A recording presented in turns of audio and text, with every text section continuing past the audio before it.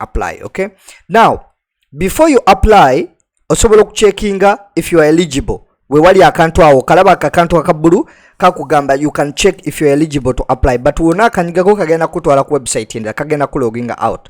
So have these items ready: your passport and valid travel document, or kubeera ne credit card to pay the application fees. So chebayita credit card e Uganda tetulina credit card, e Uganda tulina chebayita debit card. E Uganda tulina chebayita debit card. Debit card yemu ye credit card. Lwakuba aba Canada n'aba America n'aba Gereza bazita credit card, but it's debit card. Eyo jijjawo ogenda mu Stanbic Bank n'ogulawo bank account, then they will give you that card eringanga visa card gyokozesa gye bayitanga. E Uganda tuziyita ATM cards kye bayita credit card gyogenda okukozesa okusasula visa yo, okusasula fees. So olina okufollowinga instructions. Okay, submit your application. You have 6 days to submit your applications. Okay, okujjako ennaku nkaaga gy'emyezi 2. Application eno bw'ogikola n'otagisubmitingirawo, it will stay in the system for 60 days. Kankuwa ekyokulabirako, singa omuntu ajja n'angamba please help me to apply for visa, ngenda mujjuliza information yeno mbimuwe. Ayina ennaku nkaaga, those are 2 months to apply for that visa, to submit that visa. Okay, so kyoyina okukola kino kikola mu nsi yonna wonna wabooli, kikola mu nsi gwetuula owulirize bye ŋŋamba. Oba oli Dubai, oba oli Qatar, oba oli Uganda, oba oli Bahrain, oba oli South Africa, oba oli Germany, oba oli Norway, kikola mu nsi yonna. Tewali bino byakudda waka atoddewa. No, just listen to what I'm teaching. To papa Josh kakana bikola buli wamu. What otya naawo ompapya speed ate what about Dubai? Kakana gwetuula tapping a screen, sharing a video. I will explain. Okay, so now ekiddako, what you are going to do, you are going to go here. I acknowledge and I read and I understand. Okay, these are the rules you need to understand. Okay, so after this they will tell you what document you may need. Select what documents you need, answer the question based on the situation you are applying, you need to modify and stuff like this. Then you can do start application. You press start application. Okay, now awantu wano basebone banyabo, awantu waneno tuwewa amatu. I'm only asking you ompeeko obudde obutono bw'olina enkudijireke tolya. Bw'oba olina omukazi akukiisinga muleke, omusajja waba akukwatirira muleke, bw'oba oli kunywa kikopo kya buugi kireke. Sooka owulirize ebintu bino kati tutandika okuapplyinga visa. Please listen to me. If you do these things n'obikola bubi, okubira simu n'ongamba mbikuterereze, I cannot. And then to submitting a visa nga tosoose ku reviewinga. Oba mpulira oba tompulira, nze abana Uganda ino awo tuveewo tugende mu maaso. Please listen. Okay, we are doing all this on phone or laptop. Ndowooza olaba abana Uganda midi wa Bobby ana kambaveeko mwe temumanyi na bye mukola. Ate onaabikolera kyo kyosobola bikolera ku simu obadde otya. Gwoleza simu ye ina mugaso ki? Lwaki wagula smartphone? Esaba zina abantu tukyakolera ebintu ku laptop. Era tubikolera ku masimu. Osobola n'okugula laptop. Bantu mwamu abamutya. Gula laptop naawe ya sente mmeka. Bana Uganda muli batya. Ugandans. Tosobola gula laptop. Tosobola gula laptop ya kakadde kamu. And then you apply for visa. Aluba fuuka moderator wange. Bwolaba omuntu abuuza ekibuuzo ekyekisiru, please block that person. Mu blocking saagala abantu bantawanya ama muwulire. So bino ebintu you need to do like this. Okay, so do you want to apply more than one person at the same time? Okay, this is when you are applying. Let's say you have kids. Okay, for example, if you want to submit an application for yourself plus your spouse, children who will travel with you or join you later during your stay in Canada. Okay, so now bobo chimanyi oyagala ku applyinga visa ye Canada ng'ogenda ne mutabani wo ne mbaawo oba ne boyfriend wo oba ne nkudiyo oba ne ani, you can say yes. Bobo osobola okugamba no. Okay, so now tugenda gamba no because fe tetulina mukazi tetulina abaana no, then you can say save and continue. Okay, now the website is going to load. Then after it loads, it will bring another section. Now what kind of visa you want to apply? Okay, so now apply to visit, study or work in Canada. Basabo ne banyabo, you don't have a Canadian work permit, tosobola kola Canada. You need to get a job offer from Canada to apply to say you want to work in Canada. Don't put there work permit olokubola byeko akagambo work permit. You cannot apply for work permit. You know who can apply for your work permit? A company in Canada. Akunkanyonyodo kategedde. Don't tell me nti na apply nze work permit ku Canadian website mbubagenda kumpa visa. They will not give you visa because only the employer in Canada can apply for your work permit. Study visa. If you want to apply for a study visa in Canada, this is what you should do. You should go and get a school in Canada. Tongamba ati Musa bode na apply nze visa in Canada eya study. You don't have a school in Canada. Get a school in Canada and then you apply for the visa. Okay? 2. Transit visa and temporary special measures. Etegezachi. Transit visa josobola okufuna ng'ogenda yingire Canada for only specific period of time. Tugeze ogende Canada, you are going to stay there for like 6 days, over 1 day, over 2 days, over 5 hours, over 3 hours. It's called the transit visa. Don't apply for transit visa. Okay?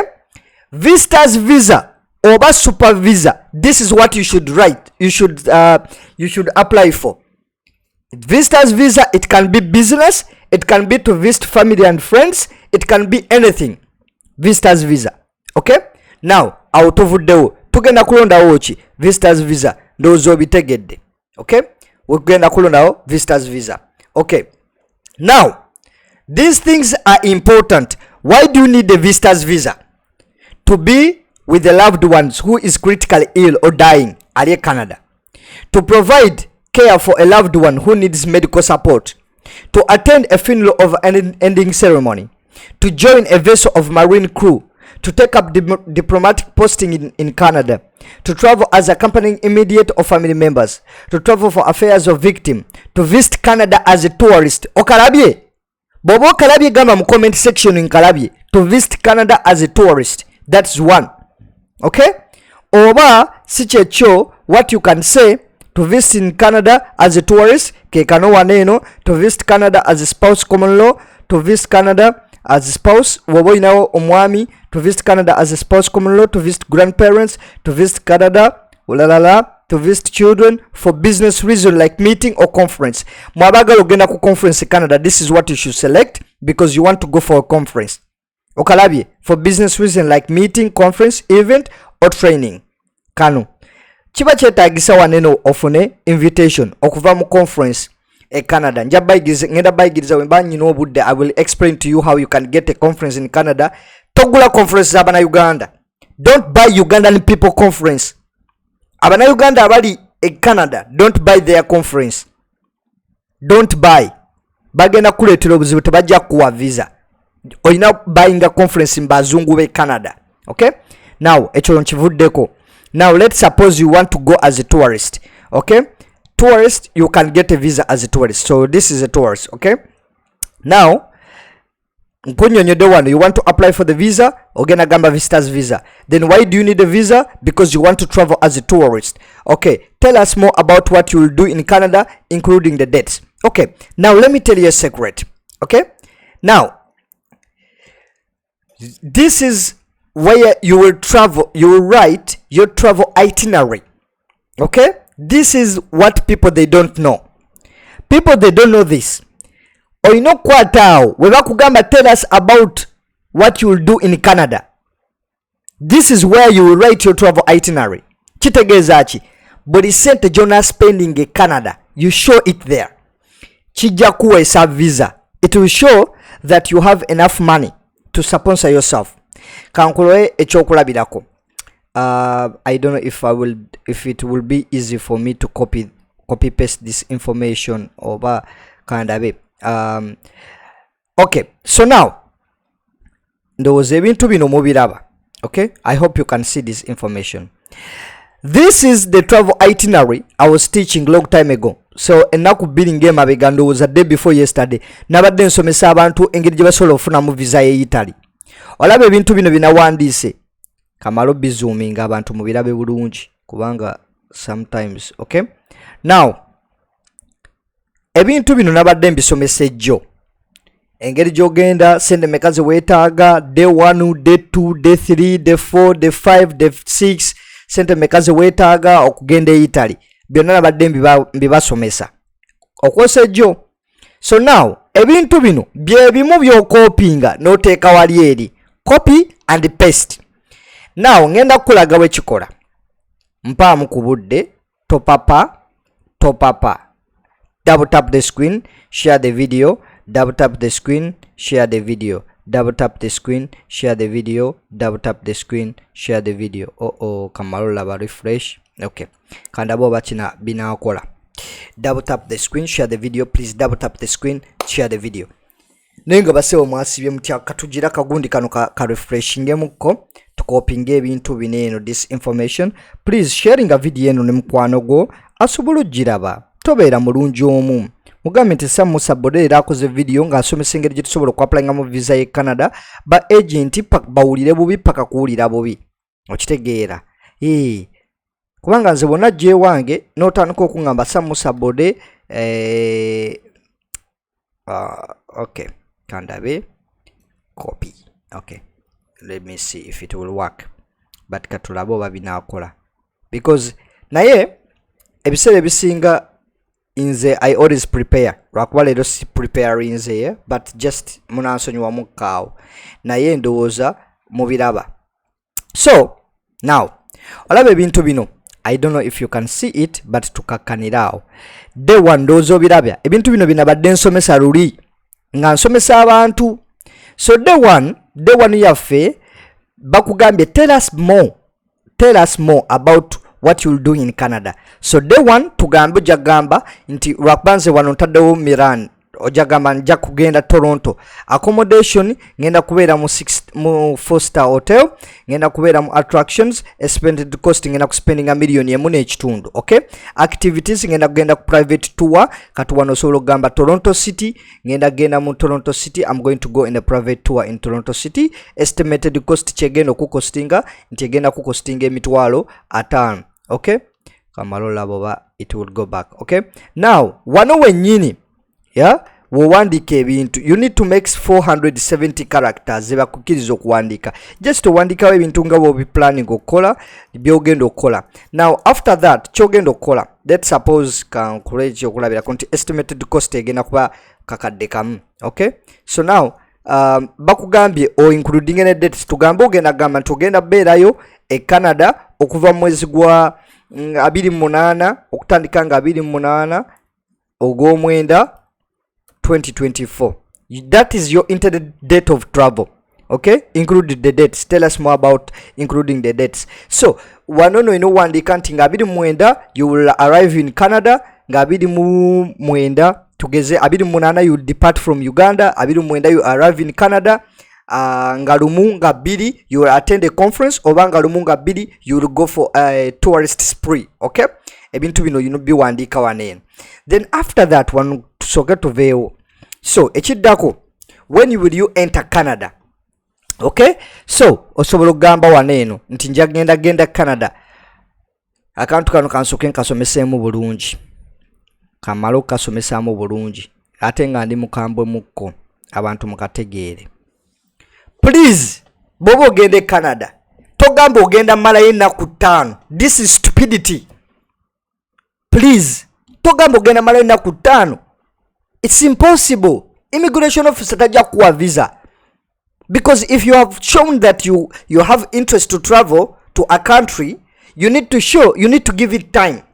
But ennaku bwe bati ekisoko ino okubala ennaku 1 ba agent bamwe tebabalira ennaku kubanga bo babagalako sente baba applying visa quick kigwe kyovala tebabawa visa olina okubala ennaku olunaku lwona atambula okuva Uganda okugenda Canada, you need to calculate that period of time.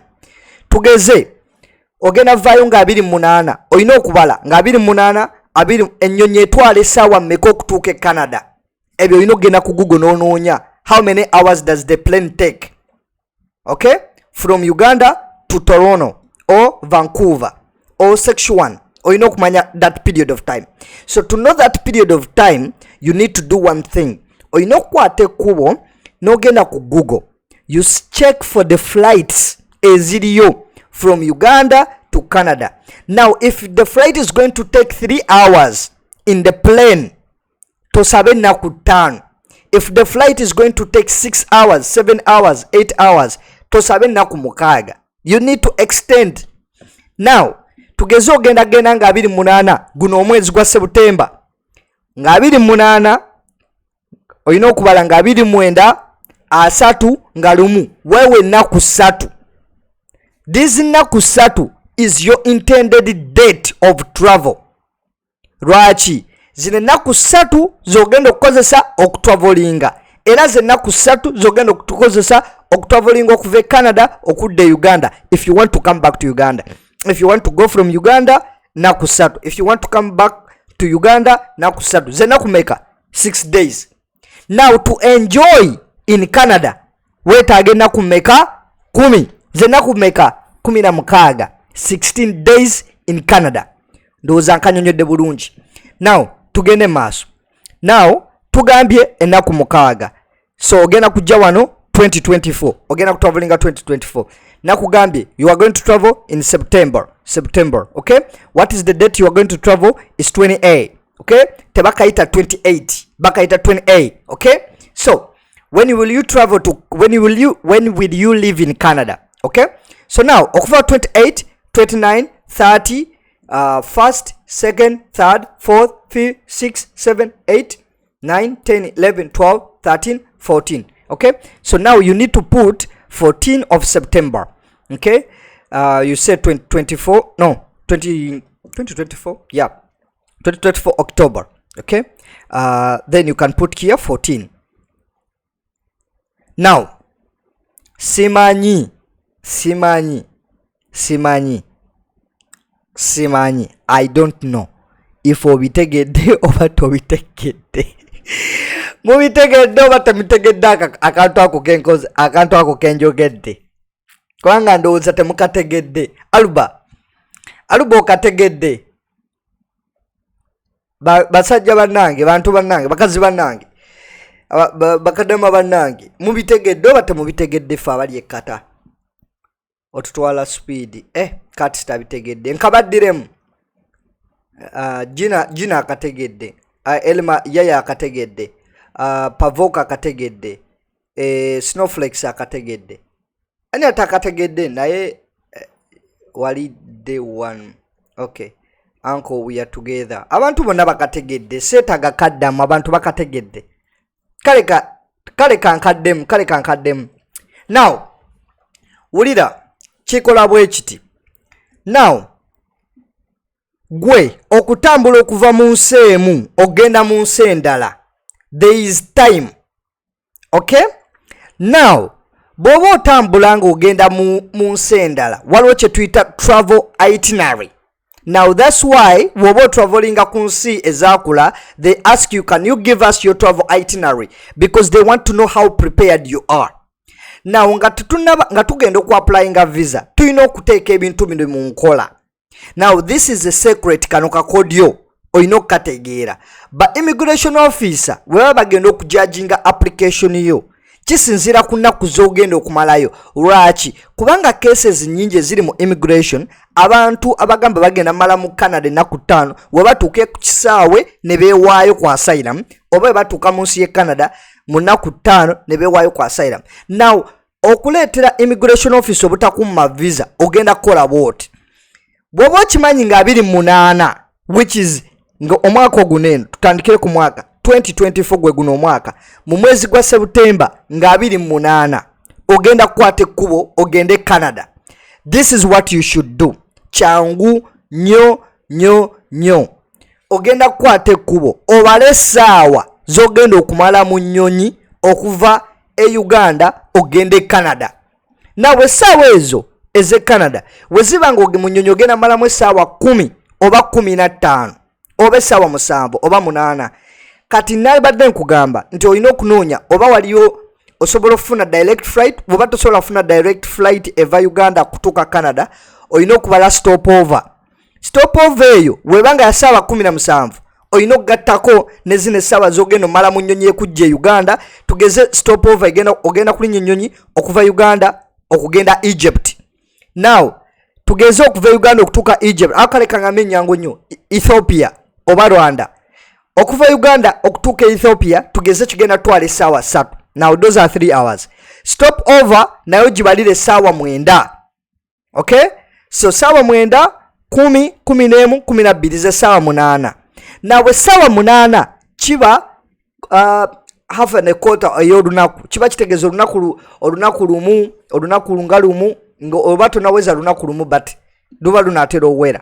So olina okubala nti eyo period gy'otambuliramu paka wonaatuuka e Canada egenda kutwala ng'ennaku 2 oba ennaku 3. So ezo ennaku 3 olina ozibala n'obala olina okubala ezo ennaku 3 nabagamba buli kimu okitayimuzingamu emirundi 2. So ennaku 3 zino add another times 2 zennaku 6.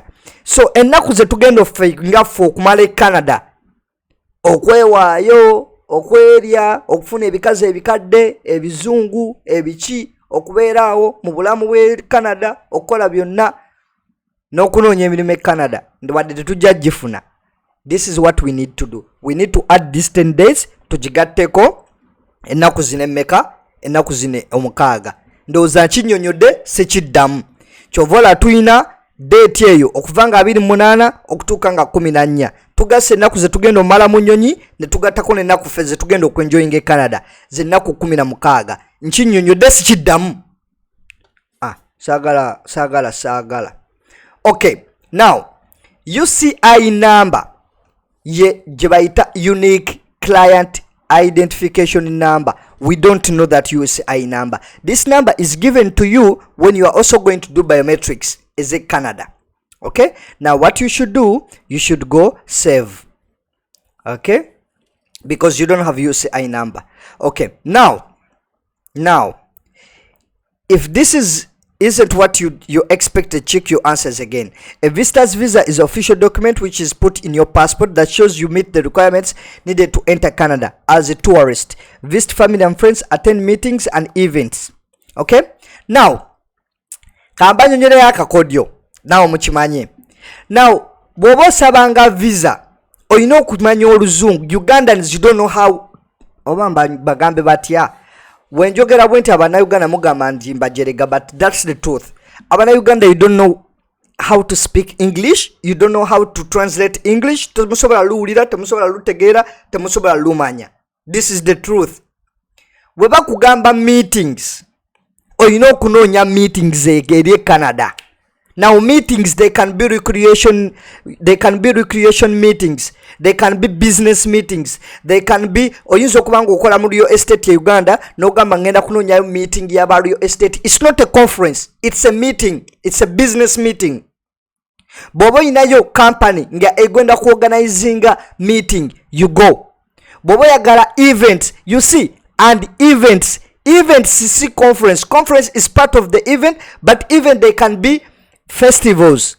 Esobola okubeera festival eri Canada, esobola okubeera concert eri Canada, esobola okubeera gusobola okuba omupiira nga waliyo abantu abasamba omupiira. Gwe n'ogamba njagala genda Canada kulaba Manchester United ng'esamba ne gundi ya Vancouver. Okitegeera abasambi ba Manchester United nga basamba n'aba Vancouver. So kyebayita events zibanga bwolaba concerts nga bwolaba oba banyonyere batya events nga bwolaba waliwo n'omuvubuka gwensinga okwagala azanya comedy bamuyita Maulana ne Rain.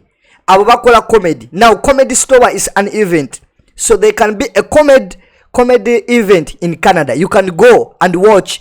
Nga ono musajja gwe bayita Dave Chappelle musajja mu America, he makes comedy. Oba Trevor Noah musajja mu South Africa is oba wedding is also an event. Wedding is also an wedding, but tosobola gamba wedding kubanga jukira wedding olina okugenda wali eri we twasookedde nga bakubuuza your purpose of travel nti ogenda gwenda tosobola ku applying a visa and then you say you are going for a wedding nga tewakinyonyodde wali. So events is different. Tebakugambyeku wano conference, please understand. Tebakugambyeku wano conference. That's why Ugandans temufuna visa, because English temudutegeera bulungi. Now I will explain. Oba nvuma naye I will explain, okay? So ekiddako, documents you need to complete the application. You need a valid passport or travel document. It must at least have 1 page free. Ekyo ndowooza buli omu akiina, kiri straightforward and clear. Okay, information you need to enter: personal details, travel documents, finances, education history, criminality and security, medical background and family information. Okay, byebeyetaaga. Now you go continue application. Okay, now if you are applying for the visa, wano agenti wakukwatira obwongo, wano oli akugenda ku applying visa, wano wakolera ensobi. That's why they deny you visa, because this person agenda kujana agambe he is applying visa on your behalf. There is no one who can apply for you a Canadian visa, because that person needs to be a Canadian citizen or an immigration officer licensed from Canada. If you are licensed, you can apply for someone. So sometimes what they do, the agents, they will come here, and when they reach here, they will say, are you applying on behalf of someone else? They will say no. Okay, because if you say no, you are the one who is applying. Now they will ask you, what is your surname? What is the name? Okay, now surname Allen. Let's say your name is Allen. Okay, your surname Nachgudde. Nachgudde de linyali eryekika. Okay, this information is in the passport. Okay, Nachgudde. Okay, now give names of the first name, optional. So the name of the first name Allen. Okay, ogenda kujja waneno owandikemu Allen. Okay, now date of birth. Allen yazalibwa ddi? Allen yazalibwa nga 2. Okay, the month April, tugambe nga tugambe wano yazalibwa 1995 oba tugambe 1976 in the 4th. Okay, now what is Allen Nachgudde's gender? Basebo ne banyabo nkimanyi abamu muli emichungwa, abamu mweriamu, abamu mukola biki, abamu bikola ki. Basebo ne banyabo, don't play with visa applications. Bobo okimanyi oli transgender, oli bisexual, oli gay, oli gay, bisexual, transgender, oli ebisiyaga, it's okay. I don't care. Nze sifaayo mwenna mbagala kyenkanya oba obirya oba tobirya, as long as ntolyanze. Okitegeera? Nange sibirya, but I have friends ababirya naye sibayinaako buzibu. It's your problem okubirya. Please don't say another gender. Togamba unknown. Obera batya nga tomanyi kye bayita gundi gender yo. You know your gender. Omanyi kyoli. Sagala bino bimwesiriwaza mbu mpulira ndi mukazi, mpulira ndi musajja. Oli mukazi naye atogamba owulira oli musajja. Ate mbu ndi musajja ogamba mbu owulira oli mukazi. Tofuuka mawube. Totufuula basiru. Please. Nze sibayinaako buzibu. Muli ebisiyaga byammwe. Eat yourself. Muli emichungwa gyammwe. Mwekombe wansi. It's okay. But as long as refill this visa application form nga bw'olina okuba. Okitegedde? Put two names together or put one. Kankaddemu ndowooza tokategeddemuko. So kankuwa ekyokulabirako. Waliwo ambuuziza wano ekibuuzo Pavok. Kankaddemu.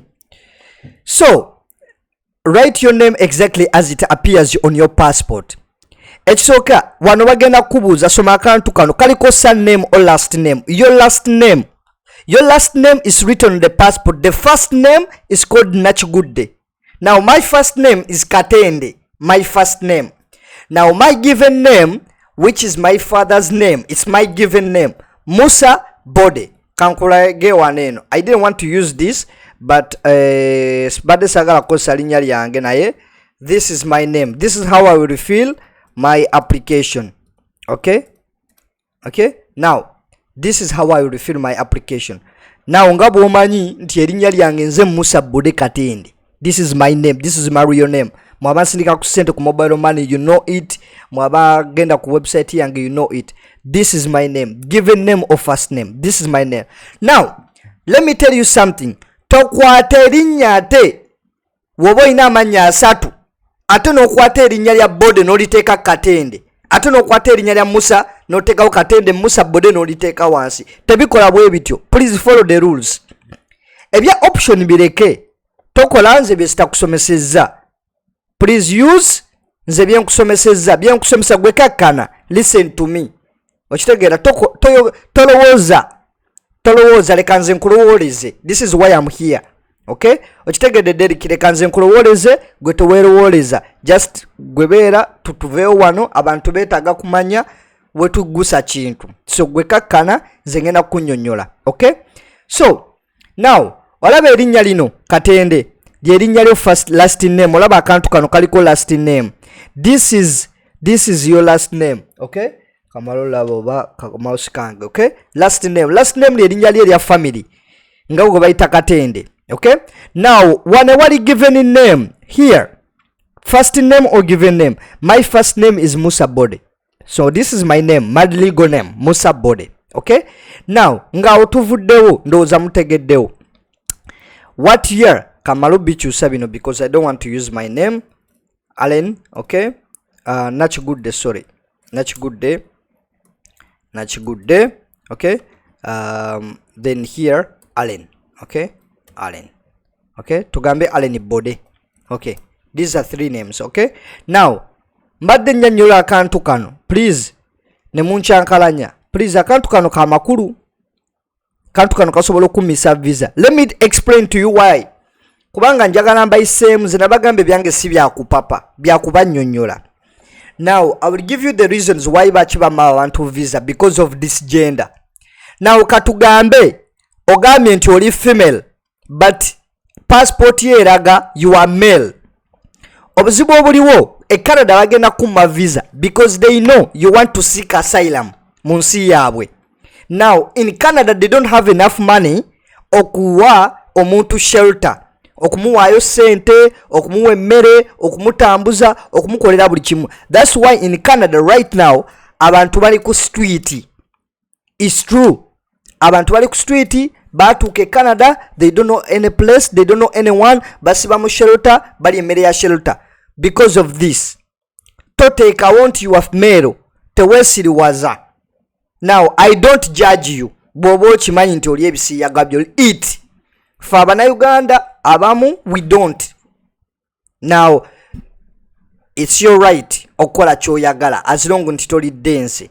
If they ask you a male, say you are male. If they ask you if you are female, say you are female. If they ask you oli male oba oli female, explain. Genders tumanyi gender. Abamu mwesiriwaza, my name is they them thy the we obadde otya kakkana olina okuapplyinga visa bw'onaatuuka Canada awo olyoka ogambe nti weewulira ng'omukazi. Okay? Weewulira ng'omukazi.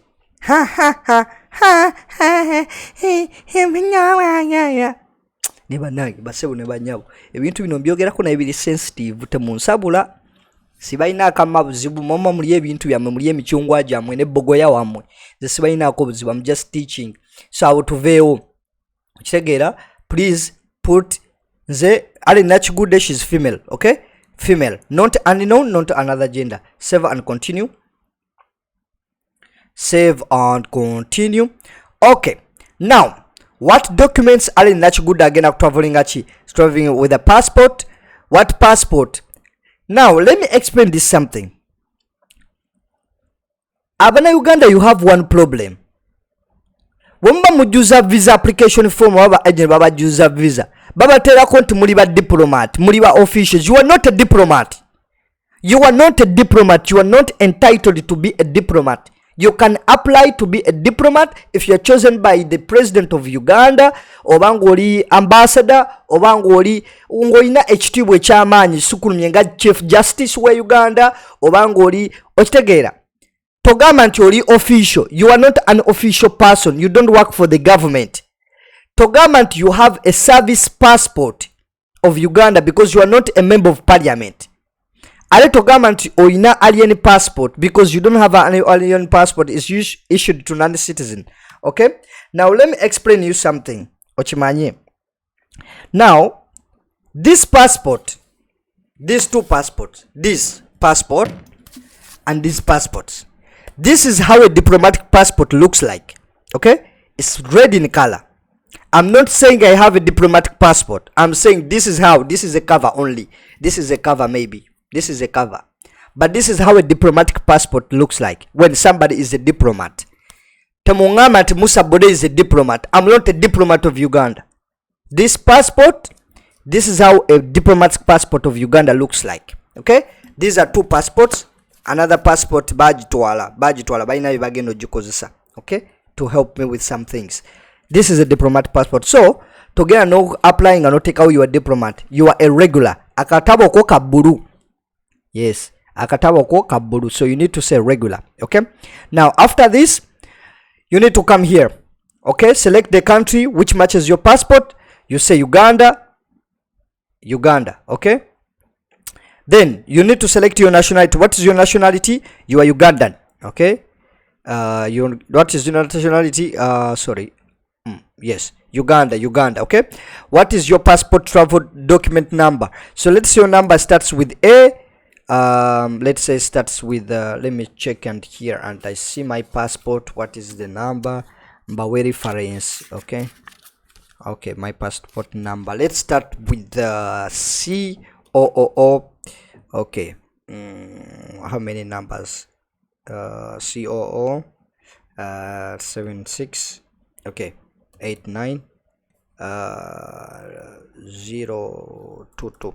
Okay, now and the number tell you this number I just made it up. Temugama anti passport number yang. I will never give you my passport number.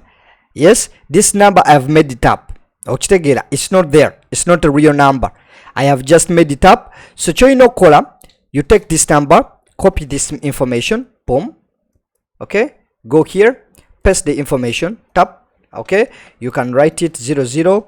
Okay, and then you write 67. This is your passport number. Edimu passport you go and you check your passport. Okay, 67 AA 90 20. Okay, now when was their date issued? Date of issue. This information is in your passport. Diwe bakuwa passport yo asolo gamba bajimpanga bili mu mwezi gwa August. Let's say mwezi gwa September. No, we can say maybe June. Okay, year is 2024. Tugeze bajikuwa 2024. This is okay. Okay, make sure your passport is long enough to cover the time you want to be in Canada. Okay, now date of expiry is when your passport is expiring. It can be like 6. Okay, and it can be like 6th of November, and we can say 2030. Okay, let's say 2034. Let's say 5. Let's say January. Okay, now I think it's working. It worked. Okay, now are you a lawful resident of United States with a valid green card of alien registration? You are not a US resident? Say no. Have you held a Canadian visitor's visa in the past 10 years? Say no. Do you currently hold a valid US non-immigrant visa? Say no. Are you traveling to Canada by air? Say yes. Okay, then you can save continue. Okay, boom. Country of territory where you were born. Country of territory, you were born in Uganda. You were born in the most beautiful country in the world. It's called Uganda. What town where you were born? Now, kamalo banyonyole ebintu bino because people you don't understand sometimes. Oyina okutegeera waje wazaalibwa. This is in your passport. Bajja kuteerako ekitundu kye wazaalibwamu. The way you were born. Me, my passport, it shows I was born in Awanku zone. Now check where you were born before. It's there. With like this visa sticker you see here. This visa sticker. Yeah? This visa sticker is for Canada. Just in Balaga Kobolazi. Just this visa sticker. is for Canada, just okubalaga nti Musa Bode bulijjo abagamba he has visas. I have my visa here, okay, my visa for Canada. So now olina otekawo ekitundu kye wazaalibwamu, don't kwononeka, okay. Tekawo Nawanku zone, okay. Now if Nawanku zone woba wazaalibwa Kibuye, you can put Kibuye zone ye Kibuye, okay, Kibuye. Now akakodya akalala, what you can do, osobola okugenda n'okebera national ID yo.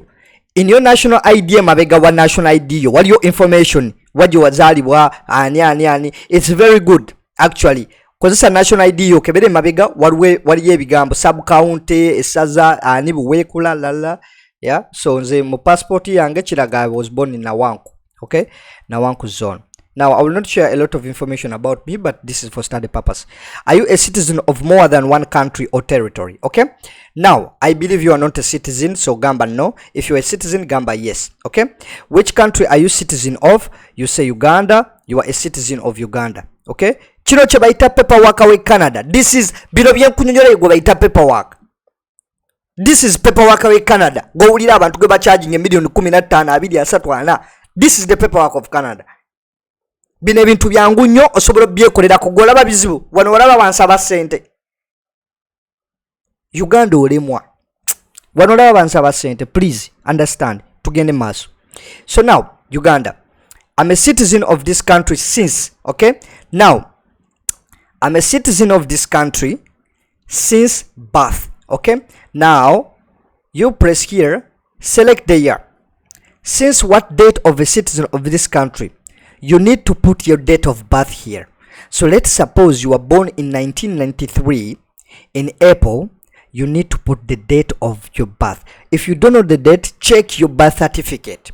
If you don't know your birth certificate, check your passport. It has a date. Check the details you refilled on your passport application when you those papers ezali ku passport applications. Okitegeera, select, okay. I'm a resident of this territory until birth. You can select this one, okay. Then you can save and continue, okay. You can put the year here. You can say I was born you can say you were born 1983. If you want to say that, you can put this one like this. I'm citizen. If you are lala, if you are not, you just select this one, okay. Don't worry, like this, okay. Then it's okay, it's simple. If it's required, this one is required, this one is required, this one. Are you a citizen of more than one territory? You can say yes, and then you add the citizen of more than one territory if you are a citizen of more than one territory. If you are not, just say no, and then from here you just come here. What citizen are you of? You say Uganda, you press here. Womalirizawo, you come here, and you can just go here and you choose like since what date are you a citizen of the country of territory. You can say like this and you can put it there. But if this is written like it's required, what you should do, ekyangwe nnyo, badinirabe ate nzize mu luzungu, sorry basebo ne banyabo, nzize mu luzungu, bananga nayo olemwa. So just put this one if it's okay. Then you can put here the date. You can say 1978. You can put April and stuff like this, and then you press this one, and then you can press continue, okay. Just, it's okay, it's required, and then you press it. And then now Ugandans, you don't have a national identity number. It's required to have a national identity number. Ojetaga, you need your national identification number, national ID, okay. Not all countries issue a national identity. If you have one, provide the information. You have a national identity, put it there. So document number or tandikana CM this is your number. You can put this one and you put CN 9798696, I think 98989, okay. And I think some numbers missing. I think it's not the same, but let's say let me just make it general. Okay, so now what we should do, you can put your national identification number because this is for travel purposes. Yeah, you just put 55. We can put 1 2 3 4 5 6 7 8 9. Okay, 10. Okay, you can put 1 2 3 4 5 6 7 8 9. Okay, 10. Okay, 1 2 3. Okay, then we come here, 1 2 3. Okay, now boom. Okay, now this one, it needs to match this number, it needs to match this number. If you don't have one, you say no. If you have one, you say yes. Okay, now date of issue, you can say your national ID was issued 2020 and you can say in the month of June and select the date is 8 and the Uganda, so you put Uganda, that Uganda issued you a national ID. You can say save and continue and the website will save and it will continue. Tuli mukola paperwork away Canada, tuli mubikujjuza. Ngenda basaba, please double tap the screen, share the video, double tap the screen, share the video, double tap the screen. Mudiride oba byenjogera oba bi video mbireke bata Uganda mbasomesa atenga teko no tapping a screen.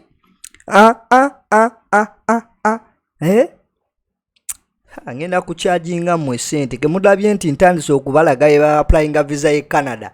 I swear upon the living God, buli anajje wangena mucharginga emitwalo 10 okwogerako nange okumuyambako okujuza form zina agenda kumpa yakakadde kamu. Musagenda kola sente.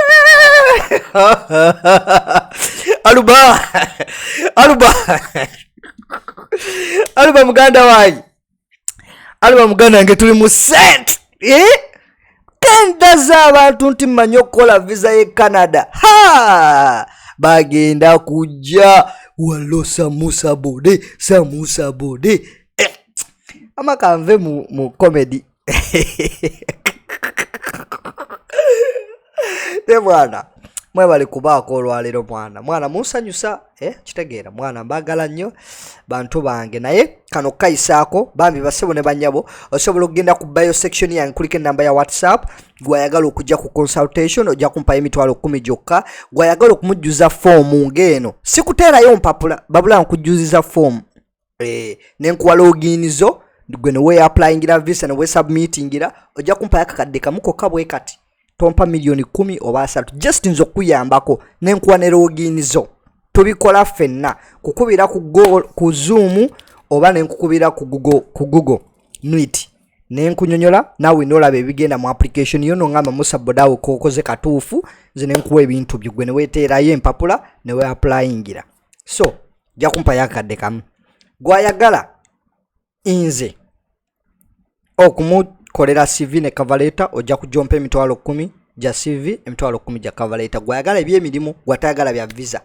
gwayagala okufuna amagezi ojja kumpa emitwalo 10 jokka now ekyo ndowooza okitegedde okay so even if it's too ngenda kuongeza omwezi ogujja ntandika omwezi ogujja basebo ne banyabo mpisa akalango okutandika n'omwezi ogujja visa application okujjuliza ebintu bino mu system ngenda kuongeza ngenda vakakadde kamu nzire ku bukadde bubiri kubanga bannayuganda mutegeera olulimi lwa sente so nze buli omunjerega ne munvuma I increase nze sidda wansi kubanga this is not a business okitegeera kubanga temunte okufuna views tekindisa but out of ewo akukabadde kalango yes akukabadde kalango so tugende maaso names used in the past woba ina amanya gwali okosa in the past you can say you have other names say no okay you don't have other names so you say save and continue this visa in Canada is very easy very easy.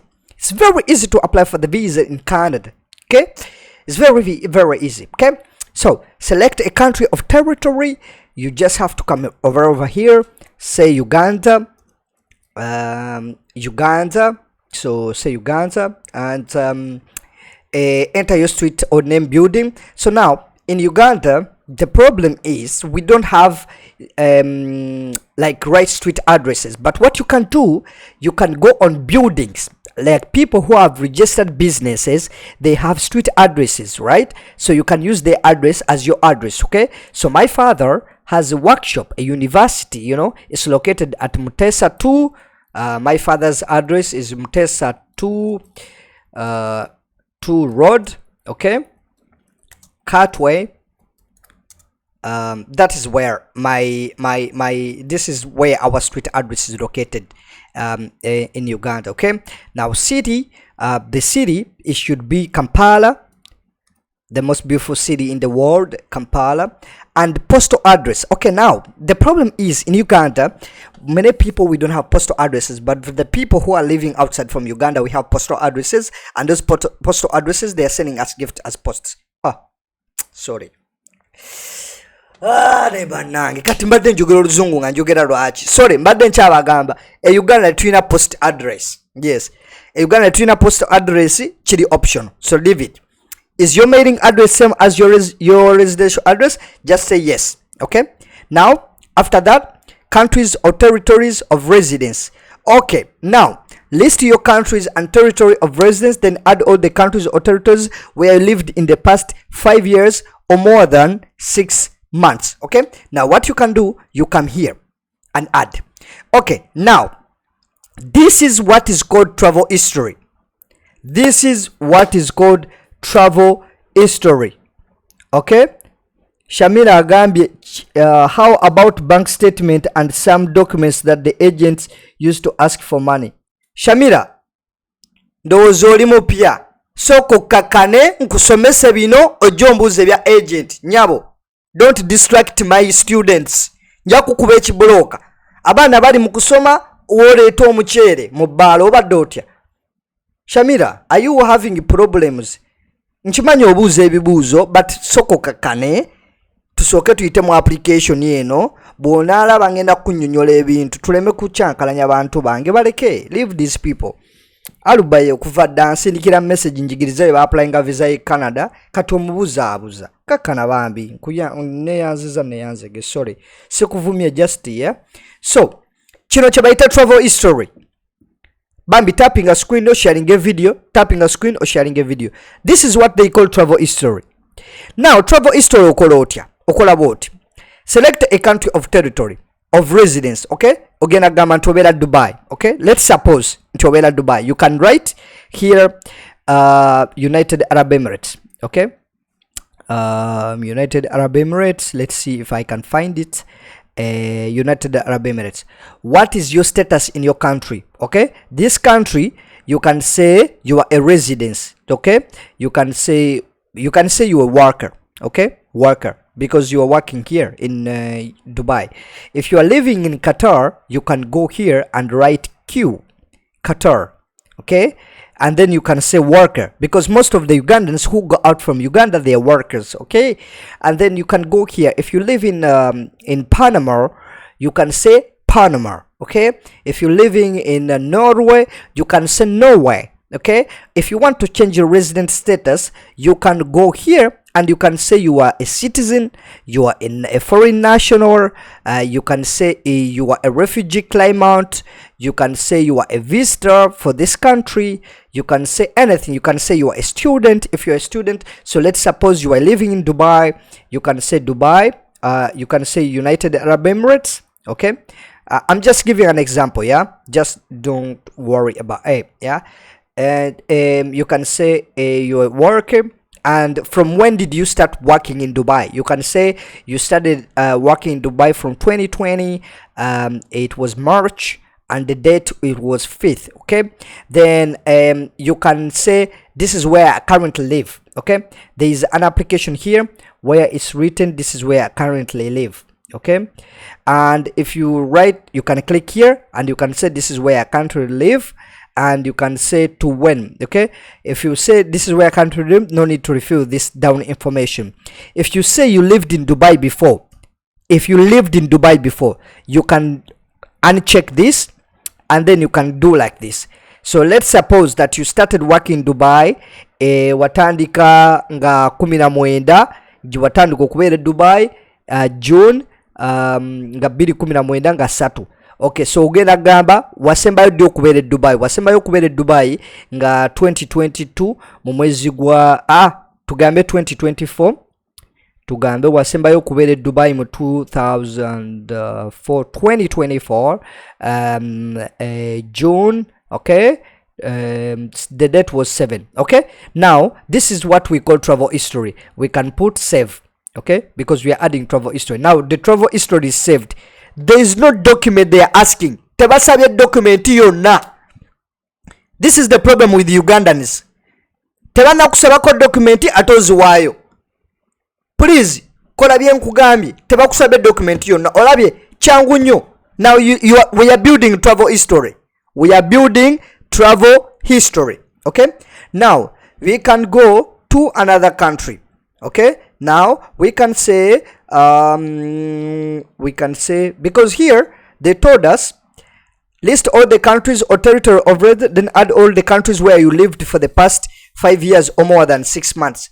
So if you lived in Qatar for like 6 months, you can write here QA. Okay, Qatar. Okay, then what you will do, you will write here you were a worker in Qatar, and then you can put here you lived in Qatar in 2018 to August, and then you read 6. Okay, now when did you live in Qatar? So you left Qatar in 2015. Let's suppose you left Qatar 2015. It was June and the date was 6. Okay, then you can yeah, let's say yeah, it's okay. No, why? No, really? Isn't it? No, don't tell me. Don't fucking tell me. Okay, let's suppose you live in Qatar in, let's check this previous what did I refill, because this needs to be in a chronological order. Okay, now nyina chenjagala okunyonyola kamba nyonyole akantu kano. This information needs to be in a chronological order. Tosobola gamba nti wali obadde Dubai ate nobeere Qatar at the same time. It's impossible. So what you need to do is to show that you lived in Qatar before, then you lived in Dubai. Now how do you do that? You go here, because here I said that we lived in 2019 to 2024. But bino tijja bijja kutanya kubanga gomanye ebbanga lye wamala Qatar, just nze ndi mu education purpose. Yeah, gomanye ebbanga lye wamala Qatar, manye ebbanga lye wamala Dubai. So you can come here and you can say select a country. You can say Qatar. Okay, now we can say Qatar, and then you can say what is your status of residence. You can say you are a worker. You were a worker. From when did you go in Qatar? You can say you were in 2018, and the date it was May, and you can say the date was 1st. Okay, now let's suppose when do you leave Qatar? You left in Qatar, it was 2019. Okay, you left Qatar 2019. The month was let's say was April at the same time, and the date was 1st. Okay, let me hope it will work. Let me hope. Okay, it worked. So my brain works sometimes, you know. Those are mubiraba. So sometimes nange abantu bangamba Musa Bode, you are a very clever guy. Nange newunya. So now ebintu bino njagala obitunulire bulungi. These are mistakes Ugandans making about applying a visa. These things is chronological order. It's called chronological order. From 2018 wali obeera Qatar. So then nove Qatar nodde Dubai mu 2019. Tosobola gamba nti mu 2019 wali Qatar ate wali Dubai. They would deny visa for you. Okitegera gamba save and continue. Now what is your residential address? Now if you live wano woba obeera Dubai, you are going to come here and write, because you said you are Ugandan, you are going to write United Arab Emirates, and then you write here your street address. If you live in Dubai, you can say Dubai, bam bam bam. You know the places in Dubai.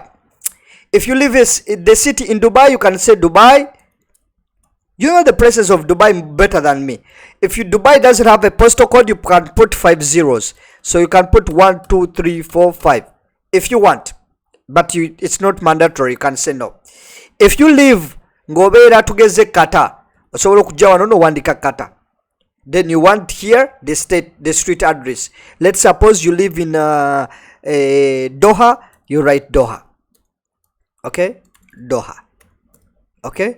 Kansubiremu biraba bulungi. City or town, you can say Doha. Let's suppose a city. What is a city and a town? In Doha, there is a city. There is a town. Doha is the city, but there is a town in Doha. Okay, now you write there. Postal address is optional. If you know the postal address of Doha, you put postal address. If you don't know, it's optional, don't put. Okay, now woba obeera tugeze obeera Uganda, you need to go here and write Uganda nti obeera Uganda, then you put here the street address. Nze waffe gye nzaalibwa Mutesa 2 road. Okay, Mutesa 2 road Katwe, ye wali workshop ya Musa Bode, ye eno location yeri gwende wa Musa Bode. Now mbeera Kampala, I write here Kampala city. Okay, you can write here Kampala city, and then here you write the postcode. Woba tulina postal code, please don't write the postal code. Okay, now ndowooza mubitegedde oba mubitegedde oba temubitegedde ba student, please double tap the screen, share the video. Mukitegedde mwabangamba ffe tubeera Dubai, tubeera Qatar, twagala ku applyinga visa e Canada, naye agent atugamba mbu twagala kudda mbu tusooke tudde Uganda. Ndowooza olabye bw'oba ojjuza visa application osobola obitegeera wajja olina okusubmitinga visa. Nawe olabye osobola okuapplyinga visa ng'oli Canada, ng'oli Dubai, ng'oli Saudi, ng'oli woba oyagala ne Saudi, kambalage ne Saudi oba mulowooza byakusaaga ne Saudi, osobola okujja wano and then you write Saudi Arabia. Ndowooza olaba. Woba obeera Riyadh, you write here Riyadh oba kyekyo, then city Riyadh. Okay, now ndowooza olaba. This is how the visa is going. This is the visa application form. Basebo ne banyabo amanya gange mampita Musa Bode Katende. Disclaimer, bwogera no applyinga visa no fiirwa sente zo, is your own problem. Togamba nti Musa Bode yangambye bwe batwe ba applyinga visa. I'm only teaching you. I'm taking a lot of risk nzo kuyigiriza bino because I don't know, I can lose my job jenkola, but I'm willing to take the risk on your behalf okubuusa okulabusa. Nawulira abantu ku for you mbugwe soko de Uganda tukole tuko applying visa. Why you need to go back to Uganda? Wetaza zokufuna nze visa ya Canada eno gye nafuna gozubide na mala kudda Uganda eno gye mulaba malo gibayisizaamu eno gye mulaba saagala namala kudda Uganda. Abana Uganda naawe olemwa.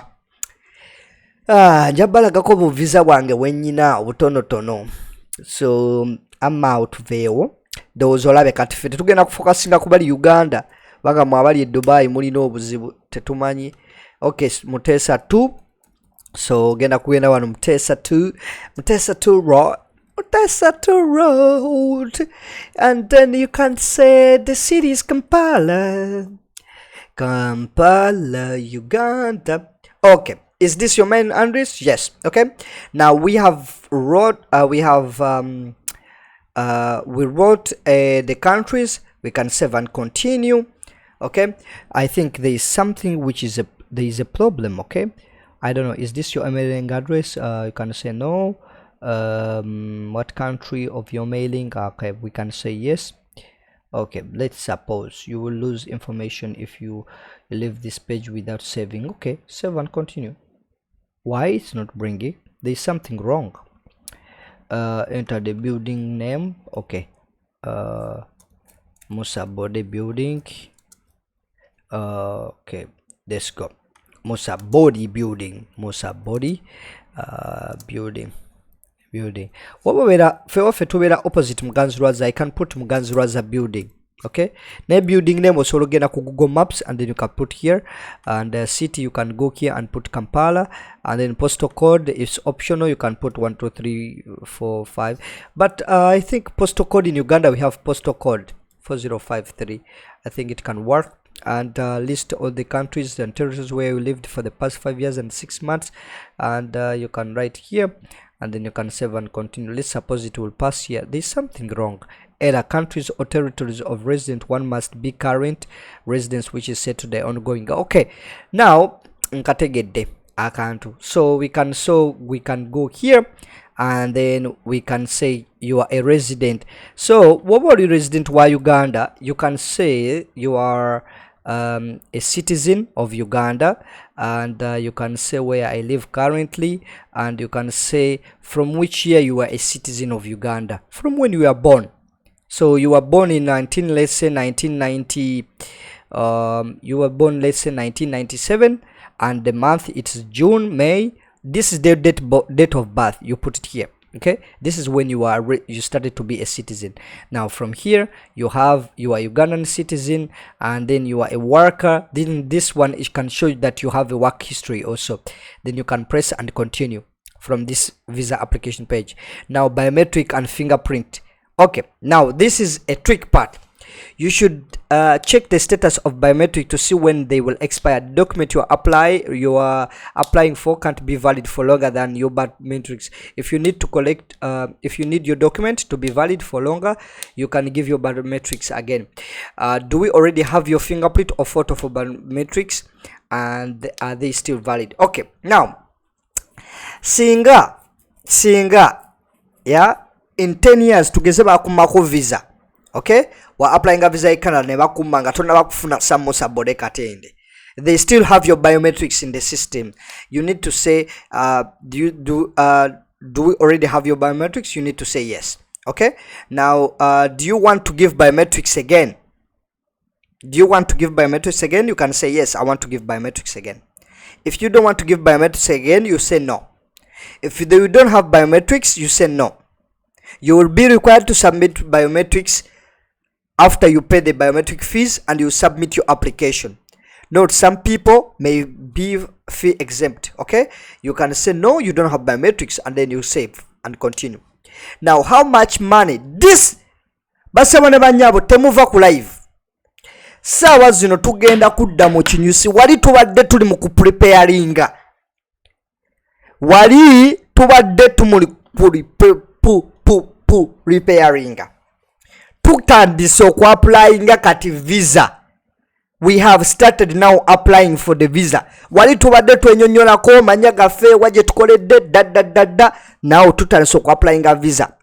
Mbadde nkusaba double tap the screen, share the video, double tap the screen, share the video, double tap. Genda mu simu yo, kwata simu yo bot chikolere some Musa bode, chikole nawe tochikola kale tochikola kireke kola bot nyigama akagalo kalemezeemu basindikire bonna kitwale ngesanyu basindikire bonna omulundi gumu. Okay, tugende maaso. Now wa Spartacus ngoka kozi tochikola Spartacus tochikola sewo Spartacus tochikola kati singa mukolanga Spartacus wallahi billahi talahi singa ba consultation ya bwerere, but now how much money you are bringing in Canada. Now let me tell you something. In Canada, wobo yagala ogende Canada, you need to understand. In Canada, they want you to have money. Okay, they want you to have money. Now woba toina sente, what you should do, ngenda kuyigiriza trick. Ogenda kwata sente converting mu sente ze Canada.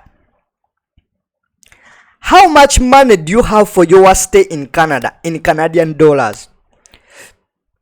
Tebanna kugambako how much money you are willing to come within Canada. Abana Uganda muigo oluzungu, please. Oba tomanyi luzungu gena musomero you learn. Tebanna kugambako how much money you have. Oba ina milioni 2 oba 4 oba 5. They are asking how much money you are willing to stay in Canada. Now every day think like this, wetaga Canadian dollars ebi bisatu 300 Canadian dollars. Now if you take and you convert 300 Canadian dollars in 14 days, katulabe sente meka mukachuleta yange ya Musa bode, wetaga Canadian dollars bisatu. So 300 times 16 days, zeti Canadian dollars 18 if you have that money. Bobo chimanyi inti tozirina sente, don't give. Ogenda wandika 4,800 Canadian dollars. Okay, 16 days. So converting every day balanti ogenda kumalayo, ogenda kulia Canadian dollar bisatu. Canadian dollar bisatu kwe kuli sente zogenda okusulira, zezigenda okutambuza, zezigenda okuliisa. Now every day let's send wosula wa Canadian dollars 10. Ewaddako tugaze nti ogenda kulya emmere Canadian dollars nazo 10. Tugambe olwadde oba olina ekizibu kyonna kale oba oyagala kufuna uber ze Canadian dollars bimeka bisatu, that's 300 bw'obitayimuzingamu ennaku 16 ze Canadian dollars 14,800. What you are going to do, ogenda kukwata 14,800 oziteekaawo, toziwandika mu Luganda. Ugandans you have a problem. Simanyi kiki oba basamize batuloga oba bapasita batusiruwaza oba government, I don't know. Ogenda kukwata tokwata sente za Canadian dollar nogamba nti 4,800 noziwandika mu Luganda, nowandika bwoti 4,800 muina katu ebintu bemuwandika muzikonvertinga mu Luganda namumane muziwandika tugeze millions za 2 nowandika 20 bwebati. Please don't write like that. Toberanga nkoko. No, topapala. Now towandika sente bwezito oyinziwandika mu Canadian dollars. Now ekirala abantu kyemukola muyina obugambo bwammwe 20 webagambe 4,800 oyinowandika about 4,800. Okay, 4,800 okitegeera.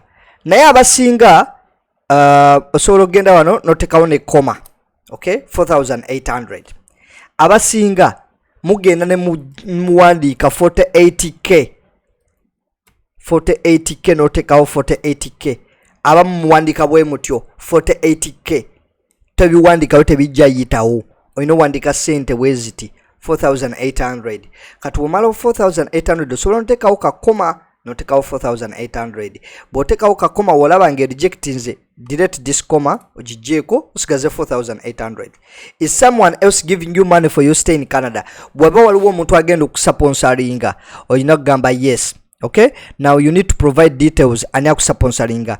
Wabanga mama we yakusponsoringa oba kitaawo, you need to paste the information here.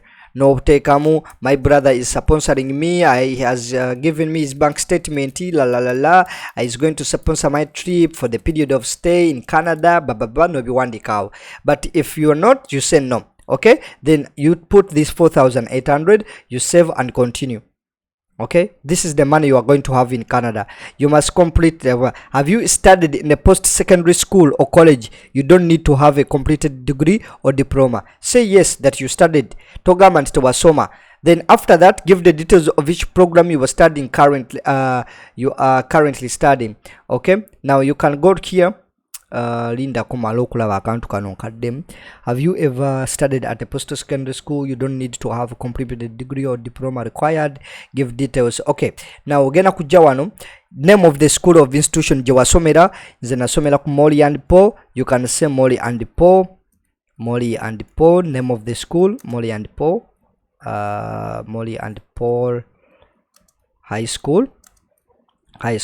Okay. Then which year you studied, such as Jukira, but let's say 2018, and you say April. Okay, now to which year you can put the year, Diwe Wasoma. Okay, level of study. Then if here this is for Canada, this is for Canada, GPA college and stuff like this. Binotobi user, what you can do, you can put here level of study, post-secondary. Okay, university, secondary school. Okay, this is secondary school. Field of study, what field of study you are studying. You can say let's say other, let's say if you're this artist, hospitality, because in Uganda we don't major, so you can say other. Okay, then address, you can say Uganda. Okay, then you say Uganda address, or birabika simanyo birabika. Okay, birabika. So you can say Uganda street address, you say Chibuye wabaji wasomera, and the town you can say Kampala city. Okay, Kampala. Okay, Kampala. Okay, then you say save. Now me, I have another degree. I have a degree.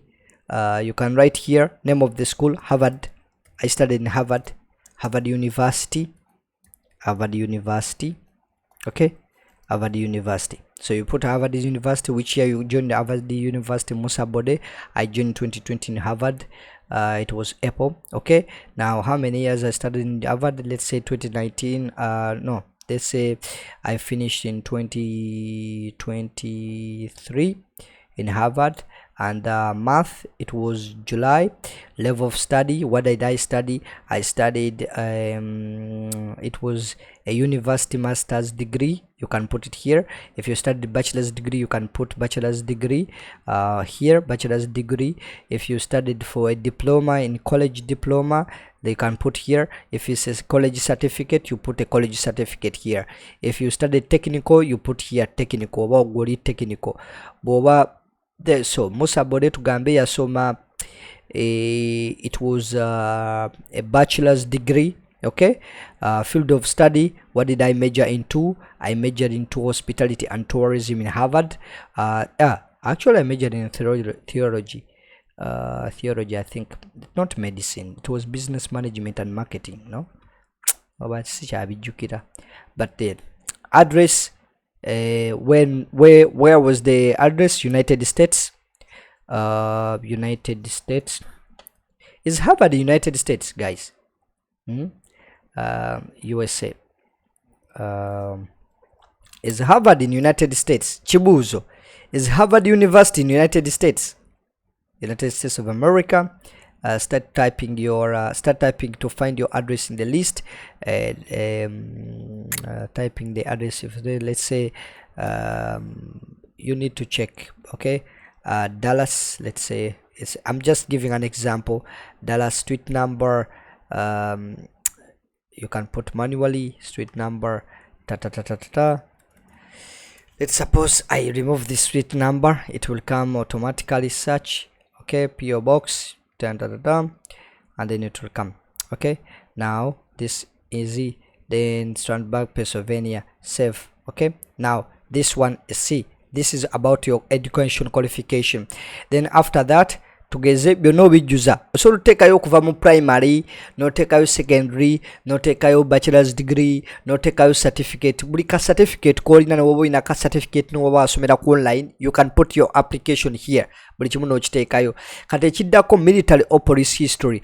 Did you ever serve in the military? Say no, because fe waffe Abannayuganda abasinga tetugenda na military tuli banyamala yaalwo. Okay, give details about all your employment activities for the last 10 years. Okay, don't include entries that you already put a post-secondary school and military police. If it was only occupation at that time, for all other period of time you need to enter the occupation or activity. Don't leave any other gaps. Okay, what you need to do when we tugenda okuwandika employment history, wajje tukolera. Now from which year? From 2023. From 2023, what is the month? February. Ongoing. Okay, tugeze nchakola. Now work activity, what is my job? So now if my job, if you are unemployed, you will write here you are unemployed, you don't have a job. Woba toyina mulimo. Bobo ino mulimo, you can find your job here. Sales and service. Okay, me as a person, sales and service occupation. What is my job title? I can say let's say, let me say, I'm a manager in transportation. I'm a manager where I'm working. I'm a naval officer. Let's suppose I say, let me see what I can say. I can give myself a position. Okay, you need to give tourism and amusement occupation. Let me give you myself a position. Customer managers in customer service. Let's suppose I give managers in customer service. Okay, I will give my position managers in customer service. Employer, so employer Musa Bode. Musa Bode is my employer because I have a company called Musa Bode. What is my main duties? CV and cover letter writing and cover letter. Okay, I can write here CV and cover letter, comma, I can write here Ntinze, I assist. Okay, assist.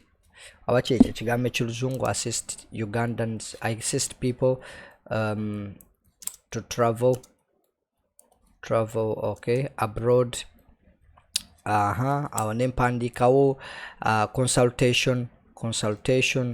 Okay, consultation advice for people.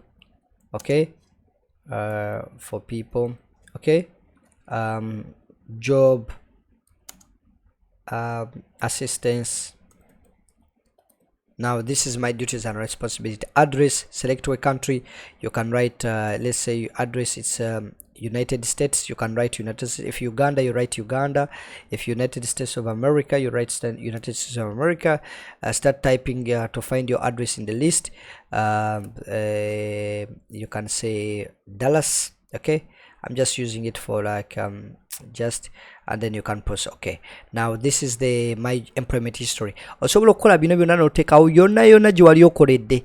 Osobola oteekawo employment history oba otunda binyeebwa oba wa gye wali okoze. You put here your employment history. Then after that you press save and continue.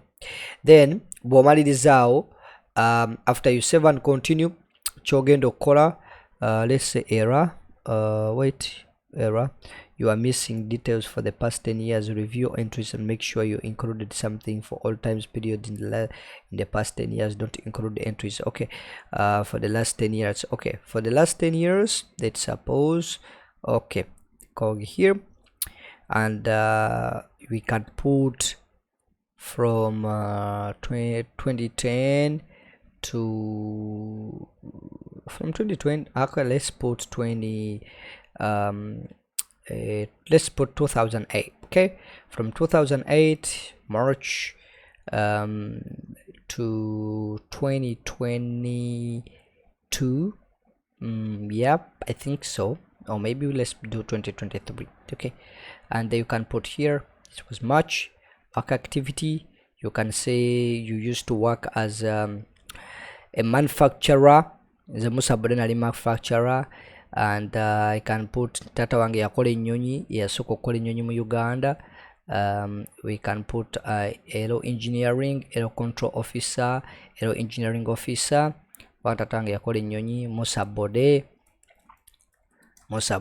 employer wange Musa Bode University, Musa Bode University of Technology. Basibo ne banyabo Musa Bode University. Main duties solo biwandika waneeno nakola nnyonyi, tata wange yakola ennyonyi, nange nenkola ennyonyi, tata bababa ne bigwa. Then address you can put here Uganda, address Uganda, street address Katwe 2 road. Okay, city Kampala. Okay, city is Kampala.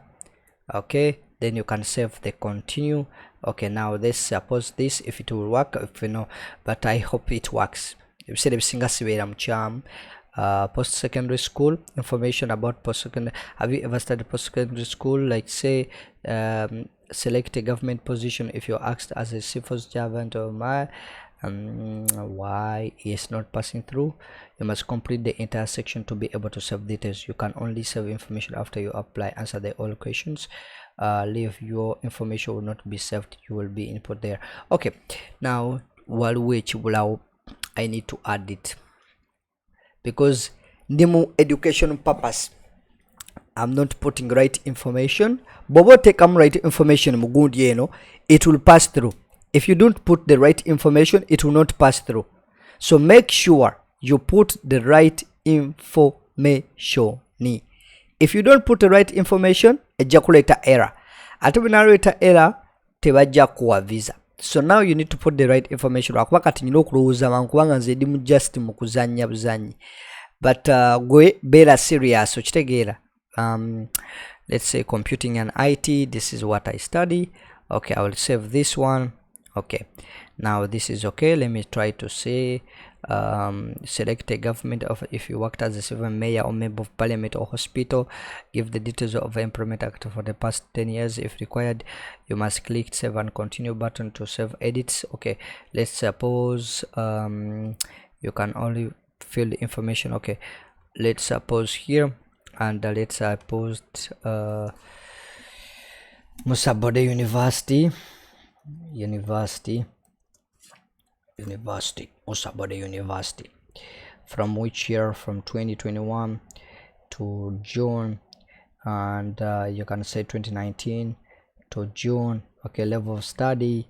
Let's suppose university master's degree. Field of study agriculture, bioscience. Study Uganda. Okay, now you can go here, street address Kampala. where Chibanga chiri, and then you can go here Kampala.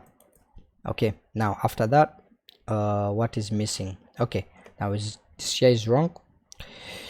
You can put 2023. Okay, let's suppose if this year is right. Okay, now this is okay for now. Let's put more work experience. I think there is work experience which is missing. One work experience is ongoing work experience. I think so. There is no ongoing work experience that we are working. That's why it's bringing an error. That's why this one ongoing. So webanga ongoing tell you oh, okay, we have one ongoing from 2023 to the okay. Now we can put other more work experience. Let's suppose from 20, let's suppose from 2003. Let's just put and we put to 2017. June work activity. What did you do before incarcerated? Let's say you were management position like Musa, but I'm a manager where I'm working. I can mention that I was working administrative services as a manager. If I was working for a hotel, I would say I was working for Sheraton Hotel in Uganda. Sheraton Uganda. Okay, now I put it there.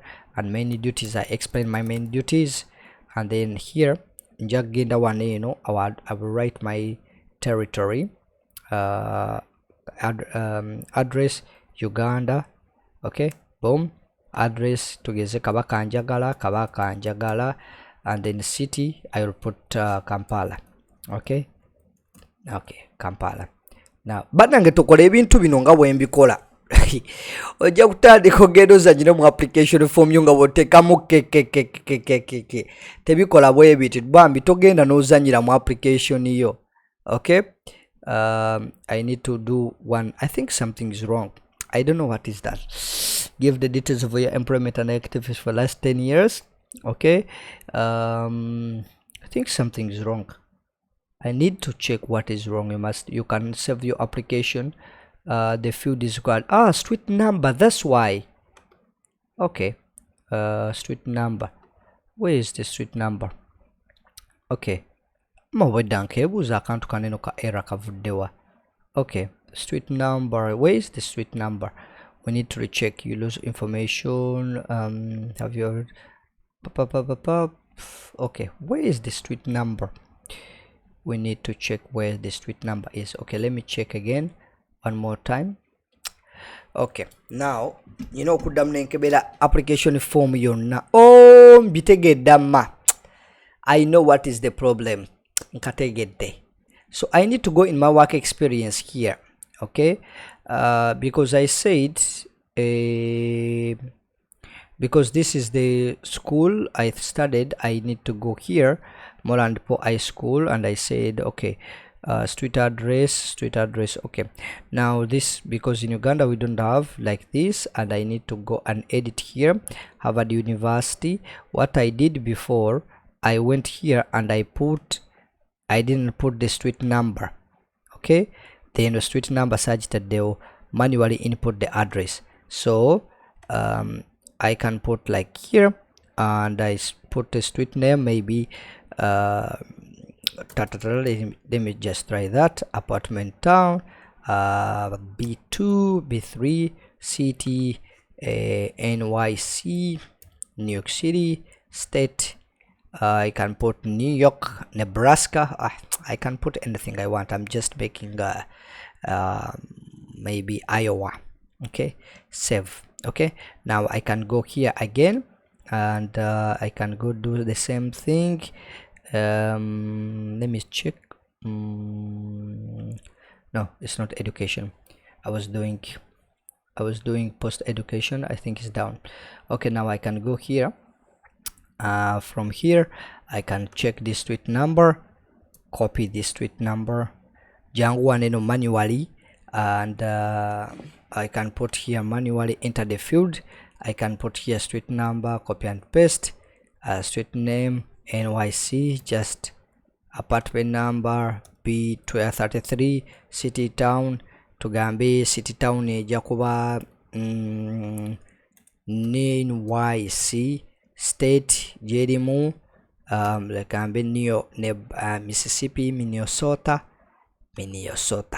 Okay, now this is okay. Now let's suppose it will go. Okay, but if it doesn't go, then I will have to change those omirabi biteredde kati. Abana Uganda badde bagamba kabadde keera gambo kamanyi okwa applying visa kati kalemi. Ze Musa bodembi manyi naawe just sijuzaamu street number kubanga nze mbadde ndi byange. So mwabaliko muye kasita mubirabi. Kalwa abantu baddusa emisinde nga balaba Musa bodawo walemye.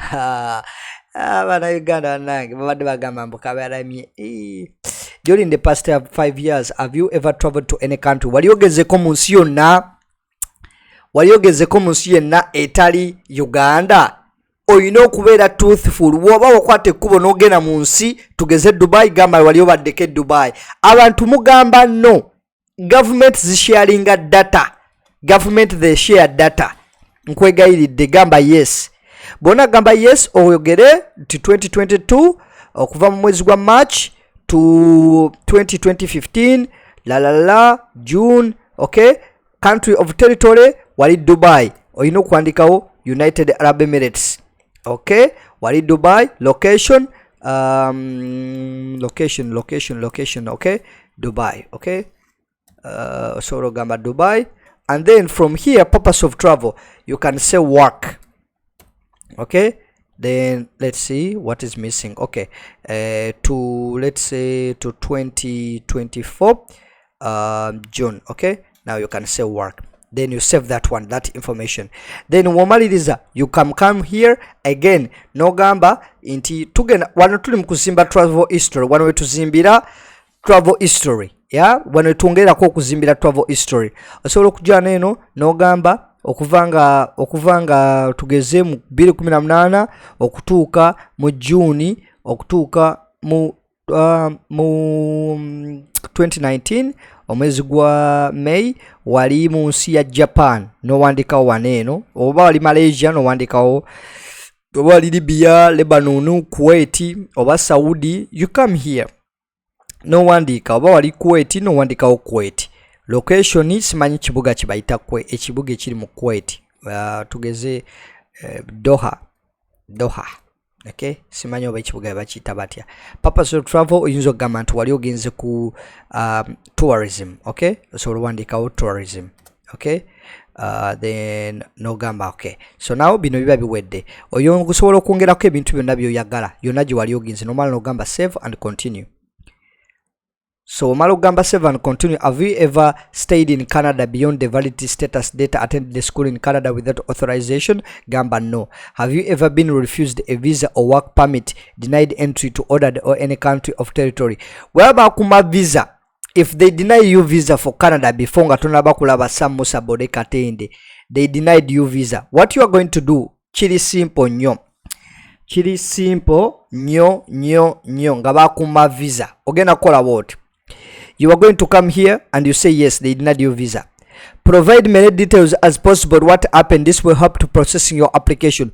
Ogenda kujja wano, if you have been issued a permit since the refusal, provide the document number and date of issue. Kati ogenda kukwata enamba eri ya visa refusal ogiteeke wano, oteke ne application ID, you explain why bakuma visa.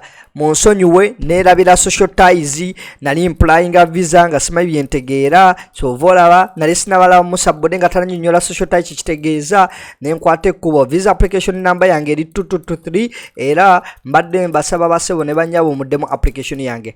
Then after that you save and continue. If no, you press no. Waba tebakumangako visa, you say yes, save and continue. So maliriza, have you ever committed any crime in your country? Gamba no. Todzanga kumusango. Have you ever been arrested for criminal offense? Gamba no. Have you ever been charged for criminal offense? No. Have you ever convicted of drugs? Say no. And then you press next. Have you ever been a member of associated with any political party?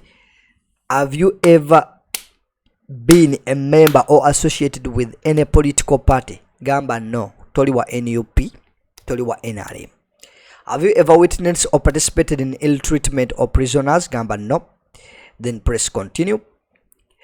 Medical background check. Have you ever had medical examination done by IRCC panel physician within the last 12 months? Gamba no.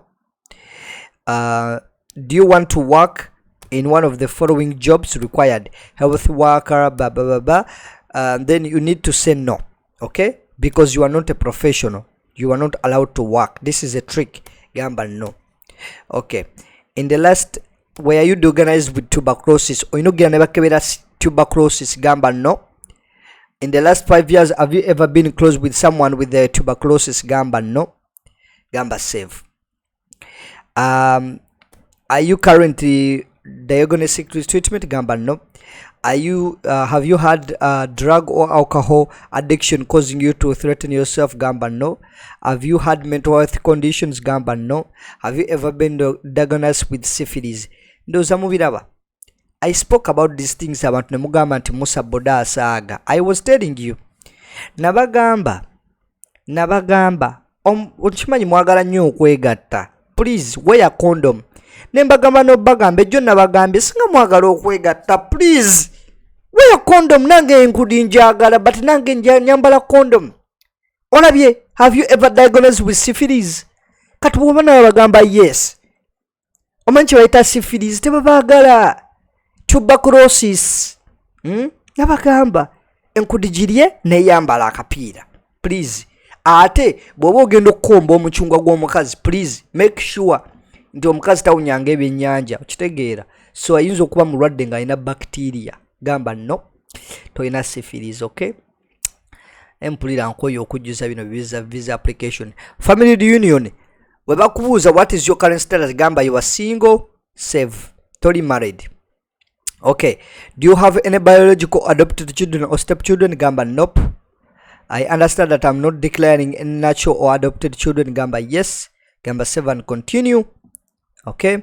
Now tell us about your parents. If you were adopted, provide details as soon as possible. I don't know who are my parents. Woba tomanyi ba tata one mama wo. Woba katinga ze Musa bode. I know my parents. You can come here and then you write here your name, date of birth ya mama wo. You can write here the country of residence of your mom, present occupation of your mom. Bino bebagala. Now if you write here nti mama wo, tugeze mama wo avera Albania nti akola mulimu nga doctor oba biki, bakyagala nnyo kubanga bamanyi nti togenda kubona abonera mu nsi yaabwe. Now me to be on the safe side, togenda mu I don't know, ze just nkakirikinze nti I don't know naye, then okuyisawo application, then you say save and continue. Language of the applicant, biki byosobola okwogera? Osobola gamba nsobola okwogera Luzungu, English. Okay, then which language do you want us to contact you? Gamba English. Okay, then after that you come here. What is your native language? You can say Luganda. You can come here, let's say Lebanese, Limba. Native language Lugisu ndozolaba. Luganda is there. Okay, Luganda Rwero, Luganda. Okay, your native language. English, communicate in English, and then you can say save and continue. So be not to mkwiga paperwork Canada. Now email address of the applicant, you put here the email address of the applicant. Your email should have this format. Confirm email address Katende Musa 65@gmail.com. Temusindikira email okwena account yange. Muyina obuzibu. Okitegeera muyina obuzibu. Mbu Musa bode nyambako okuprocessinga paperwork we Canada.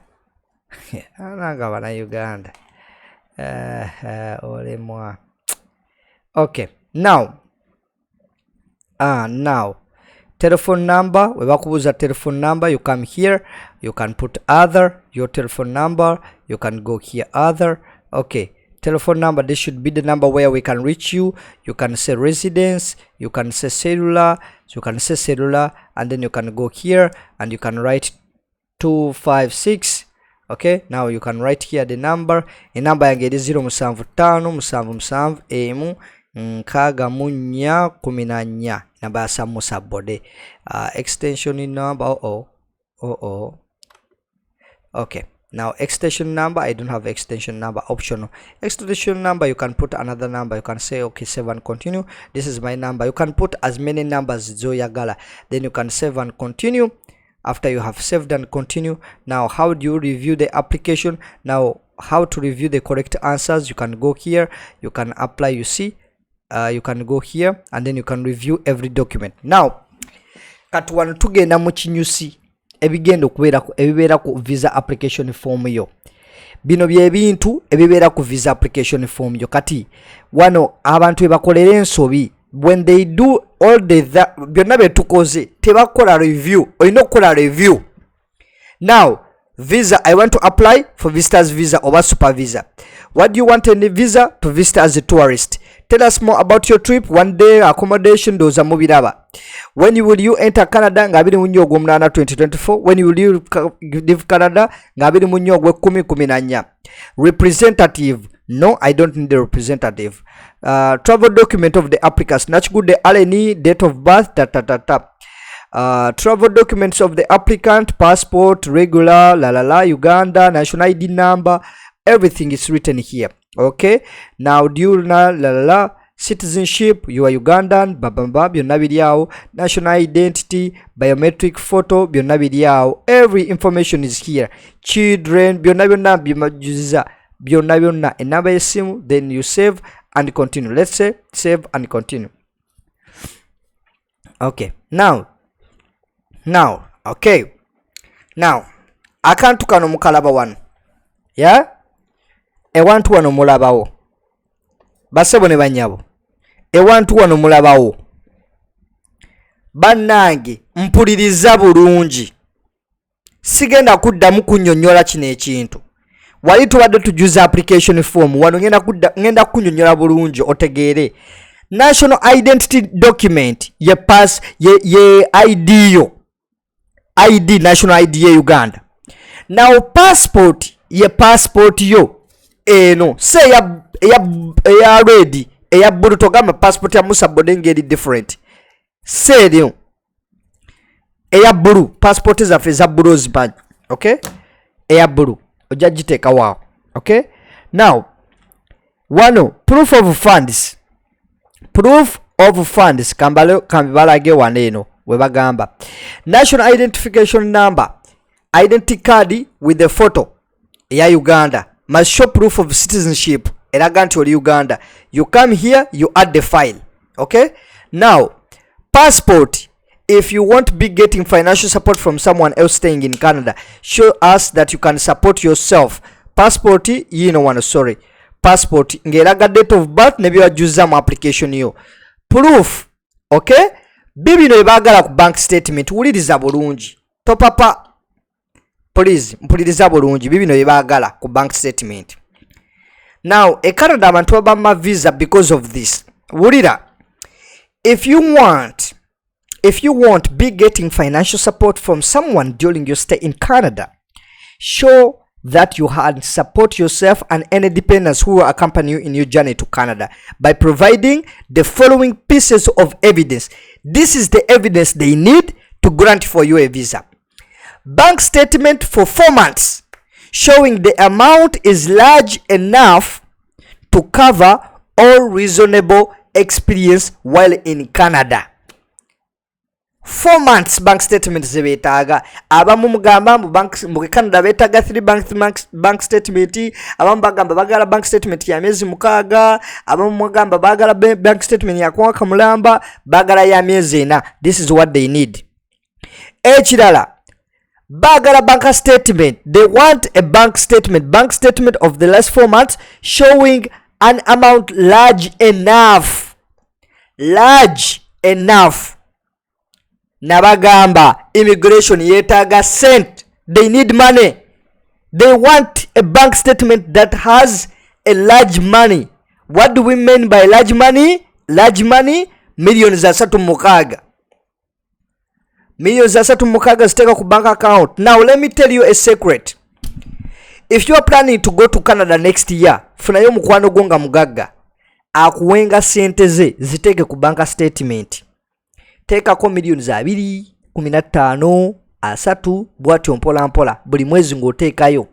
Now oba ogenda okusaba visa sente ezo zirekeeko zituleko ku account okwo for a certain period of time.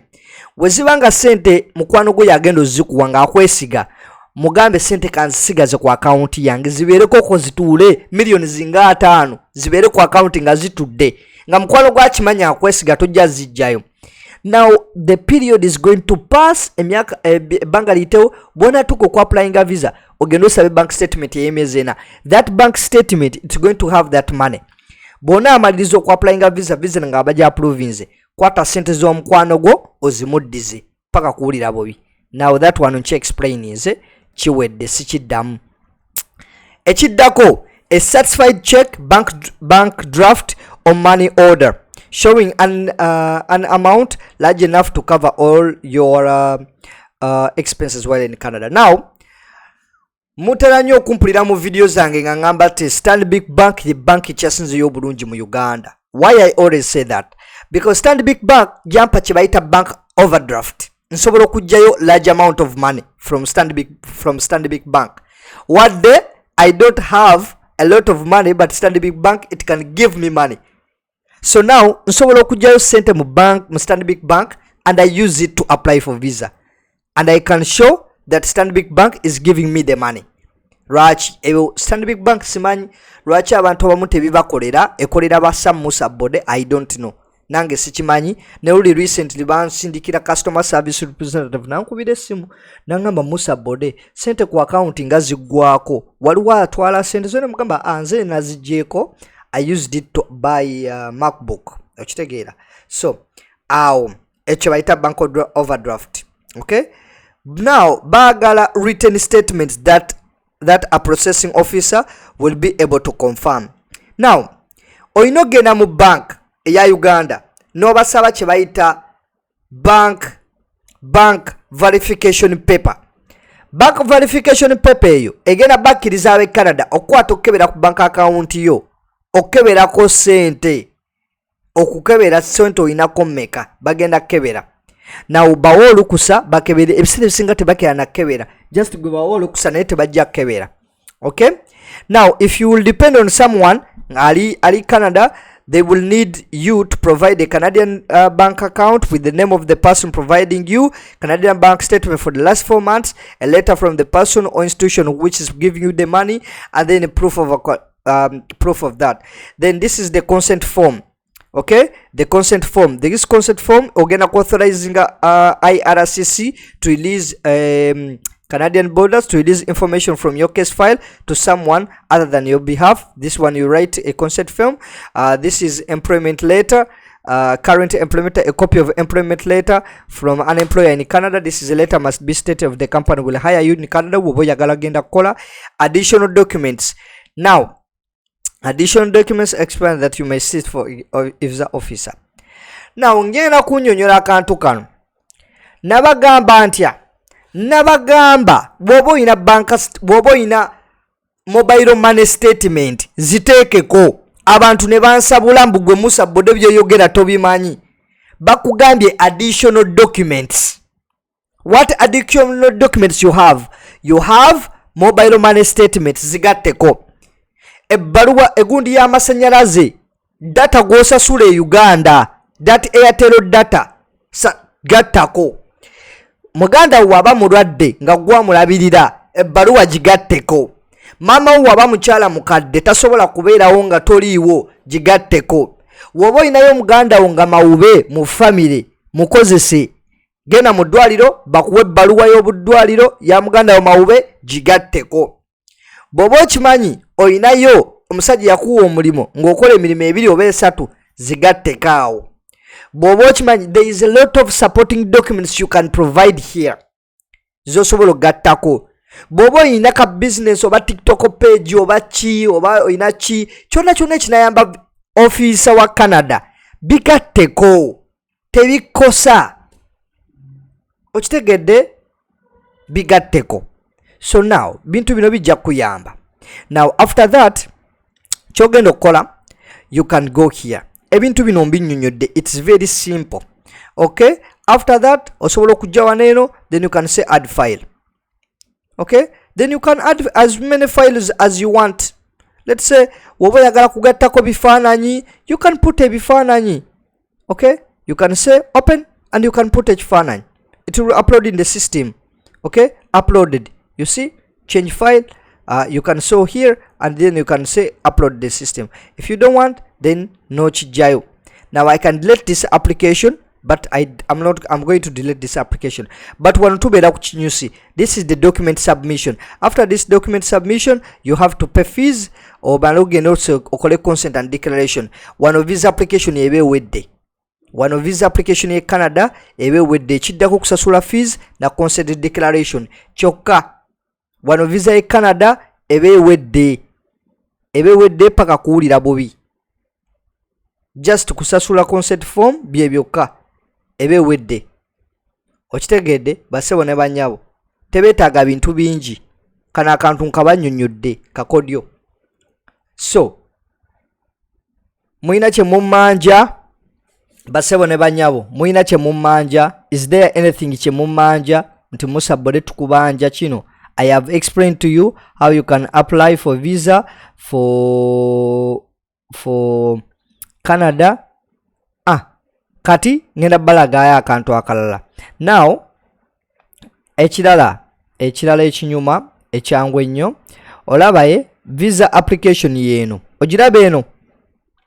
Tusobola okukola visa application nga zino nga nnya ne tuzitekola ne ziba 10.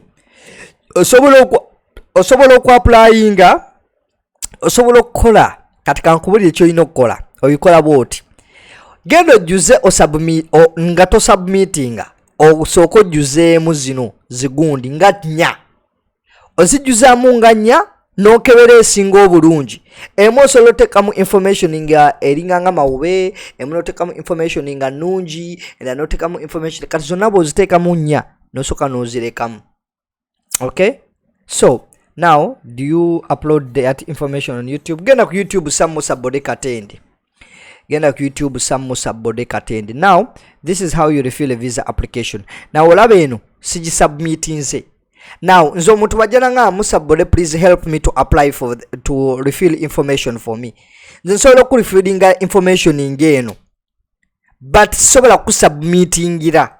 Nsobola bikolera bwe biti nenkuwa login zo, nenkuwa buli kimwe ekikwata ku application yo. You go and you press this button. You see this button, continue. You go continue, you put the information there. Notekayo bank statement gye bakusabye, notekayo social ties, notekayo individual ties, notekayo personal links, then you apply. No applying byonna biba biwedde, oba tojjuzaamu kintu kyonna, just okutekayo ekintu kyonna. Kati nze temuŋŋamba nti ndi agent. Okay, naawe ekyo kiwedde, ekyo kibanyonyodde. Now egundi eno ndowooza ngenda balaga kyenkola. Egundi eno ngenda gideletinga. Okay, now the application is deleted. You see, application is deleted successfully. Byonna byetukoze byembadde nzijuza mbideletinze. Bannange kakutando je wangu ngambe nkuyambeko ku applyinga visa, ate otandika okundeetako pressure. Olaba akagambo application deleted, nja bideletinga zinakubwa. Okay, now this is how you apply for the visa in Canada, ladies and gentlemen. You can go to sign out. Okay, I continue sign out and then boom. Okay, now boom, I have signed out from the government of Canada. If I go to the application, this is the government of Canada IRCC website. This is IRCC website for citizenship for Canada. So mbadde mbayigiriza kusaba visa in Canada. This is how you apply for the visa. Can go here my application and you send in Canada, Canadians, immigration and fraud and scams, indisability, refugees and asylum, express entry. If you want to go express entry, you can go here. Where you got to Canada ko PR or permanent residence, and you can find national job certification here. You can go here, previous jobs, tier 2 management and advertisers, occupation college diploma, beyond list of occupation classified under NOC. NOC is non-objective. You can go here and then you can search. Okay, n'onoonya emirimu. Gye gino emirimu egiriyo purchasing officer, gye gino emirimu egiriyo e Canada, purchasing officer, human resource, bino ebintu byonna biri ku government gundi ye Canada. Fire chiefs, managers, recreation, corporate, retail, wholesale, management managers, national managers in agriculture, managers, financial advisor, emirimu gye giri e Canada. This is meteorologists, biologists, forestry professionals. Then you can go, if you couldn't find, you can go here, search the page, and then you can go here. If you want, let's say manyi kati nkoye naye ngena bayigiriza yakakodyo, you can come here. Mbanange nkoze ntya. You can come here n'owandiikamu Canada business directory, yeah? Directory, okay? Akakodyo kano tawange Musa bode yali alina business directory, akatabo ka business. Olaba kana akagamba directories of Canada, you can press here. So otekamu Canada business directory. Now you can go here, company registries, okay? Canadian company registries, you go here, company find business with Canadian names by business registry date. Okay, now bino bili open source data. Kati wano obo yagala kufuna company employer ali Canada. Now you can go to accept terms and condition. Now you can write here a business Canada, search for company name, business number or registry. Kati company utugeze free government service, okay? Now you can go to you can write here, let's say kandabo bachina akola Alberta, okay? They say okay, now this is Alberta Construction, Mistin Alberta Inc., Alberta, okay, register. This is the offices, this is the business, Alberta 2222, yeah, this is the Edmonton Alberta registry. Okay, we can go to Alberta registry source, and then we can go to check business directory in Alberta.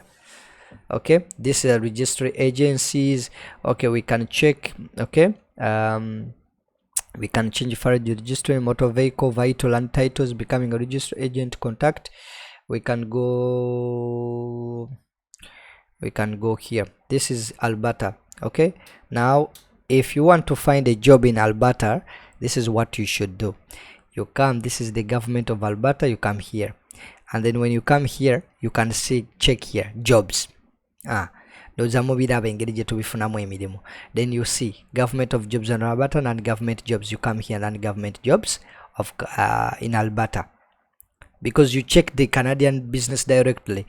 Now after that you can come here. This is the government website of Alberta. Then you can come here, what jobs. Okay, you can say I want to get a cleaner job. You write here cleaner, okay? Then you press here cleaner, okay? Then you can put here search, okay? Now you can see cleaner, and you can come here and no one dikawanino location yeno obajja kusasula 18 hours per week, 40 hours per week, position permanent full time, 2 vacancies, eno position eri 3rd October. Employer kansuubire nti gundi yange tenavaako bannange obwedda ndi wano eno mbisomesa naye nga temuŋŋamba basebo ne banyabo nti tebinnatereera neyogeza bweyogeza. Okay, now awo experience is an asset woboina. Then you can go here, then you can show how to apply. Then you show how to apply. You apply through email address. Nabagamba, they don't ask for money. That is the email address. Ndoza mubirabi. Then you show the email address and you put your CV and cover letter. Yes, go take your CV, no take your cover letter. Never say when banyabo, I'm tired, mpulira nkoye. So neyanze gemwe n'okubeerako ndowooza mbayigiriza mulabye engeri nze gye nnoonyaamu emirimu e Canada.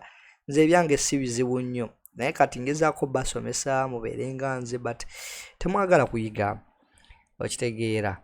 Yeah, so temwagala kuyiga, but nze nabavaako, nze nkola byenjagala, mbayigiriza okwapplyinga visa, oba kambayigirizeyo n'akalala omulundi gumu. Kambayigirizeyo akalala omulundi gumu. Mwabagala emirimu e Canada, kambayigirizeyo akalala omulundi gumu. Kubanga nkoye visa application tejje tomala gajijuza. So olaba waliwo nkugambye ogenda mu business registry, yeah? so bwogenda mu business, this is Canadian business registries. Kati ene Canada gye batereka bino nja bakolera video engeri y'okozesa business registries ez'enjawulo. Now e Germany waliyo business registry, e Denmark waliyo business registry, e Luxembourg waliyo business district registry. Yonna osobola okufuna omulimu. Oba nammwe abaliko kambayigirize n'aka engeri gye mbayigirize Canada kambayigirizeyo business registry ya Luxembourg. Okay, we can go Luxembourg,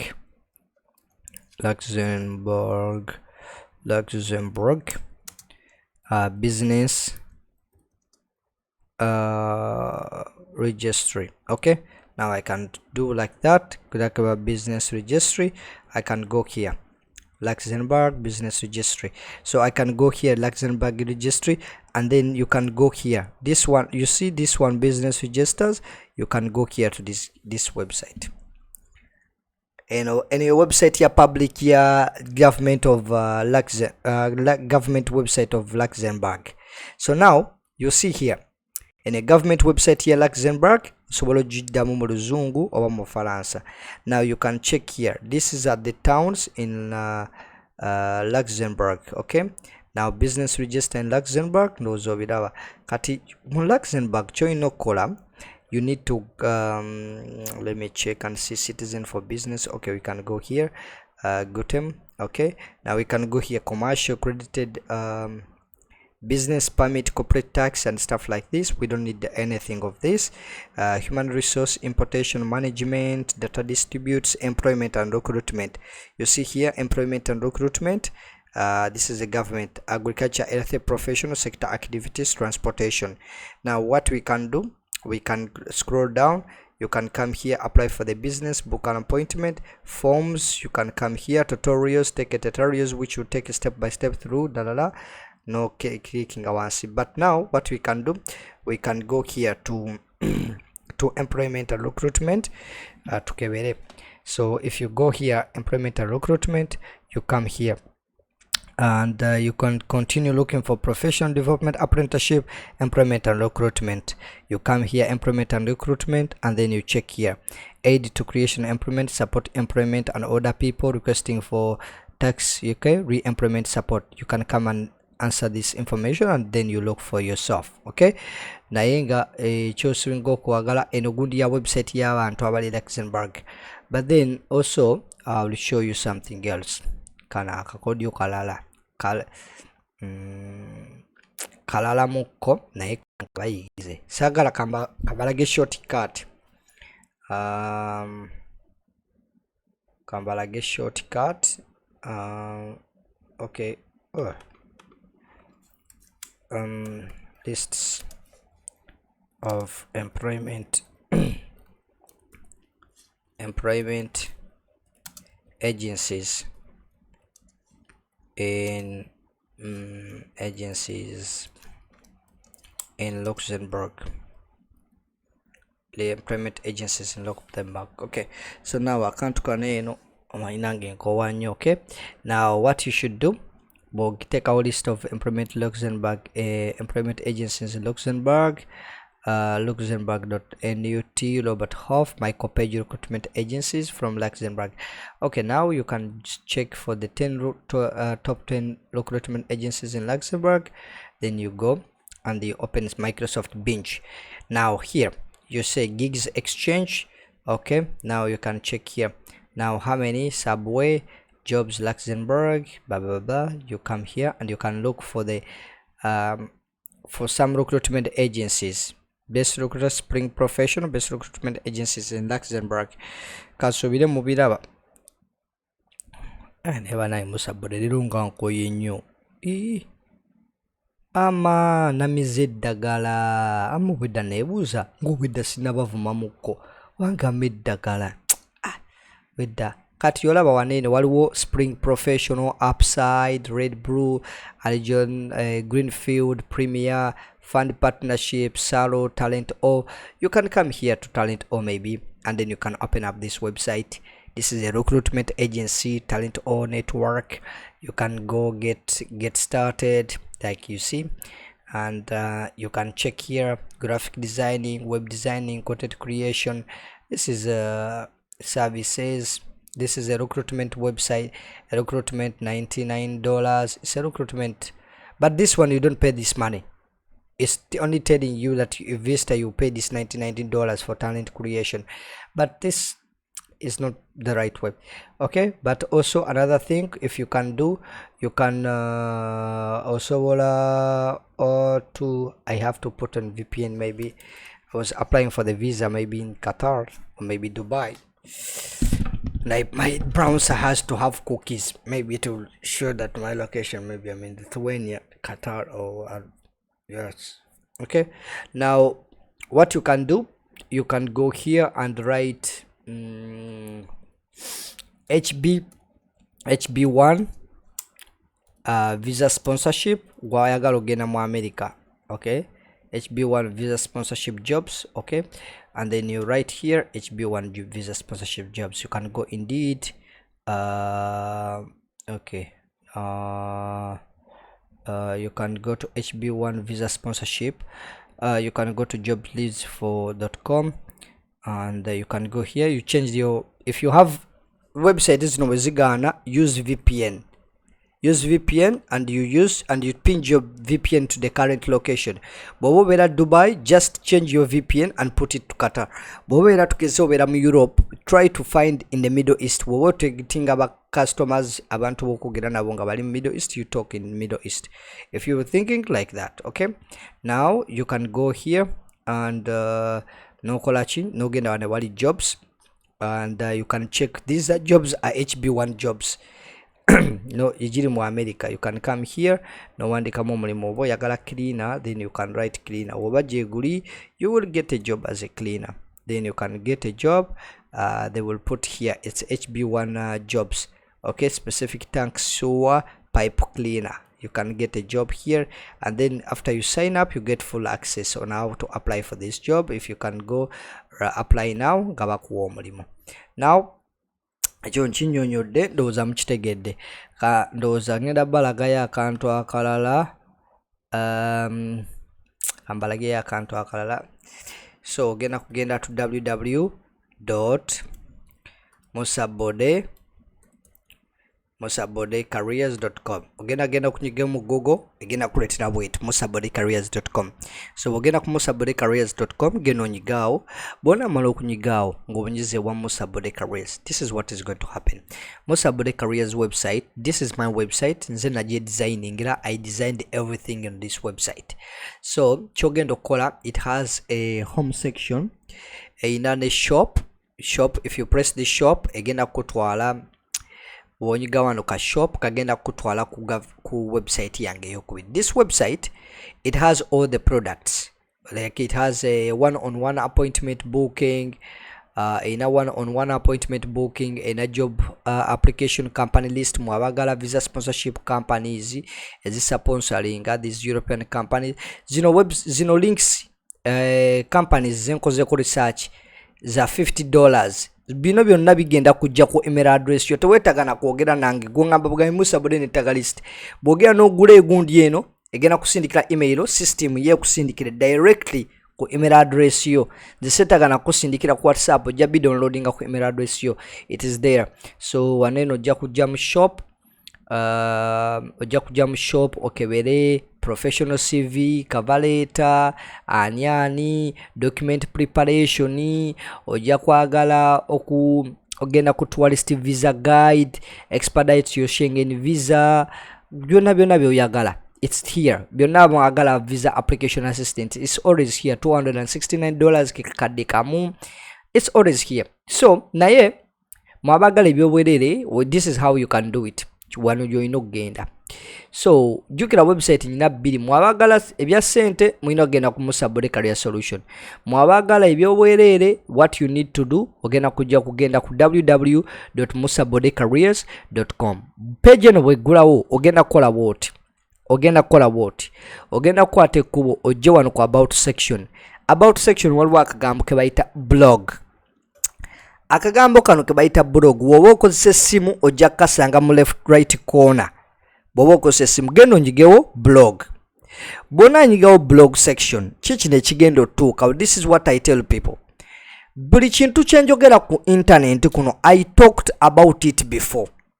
It's not my first time. Buli kintu kyoyogera abantu abamu balaba nga nkola videos ku internet. They think nti I only make videos on the internet. No, I write. I'm a writer. I'm like a person who akola obutabo. I'm a writer also. I have my blog website where I write about visa sponsorship, about jobs, about how you can apply. Go obanga okoma kulaba videos yange TikTok okolka omisinga nnyo oyina okugendako ku website yange www.musabodecareers.com. osobola okugenda obanga website eno tosobola gigendako ogenda mu link in the bio. Link in the bio then noginyigako. Bw'oginyigako egenda kugulawo page egenda kukulaga my blog page. Oba gwayagala okugula ku VCV na Kabaleta ogenda ku online store, gwayagala okumanya ebikwatagana kutambula ogenda ku my blog page. Now bw'ogenda waneno laba how to find visa sponsorship jobs in Luxembourg. Nabiwandiika nakola video and I even write about how to find visa sponsorship jobs in Luxembourg.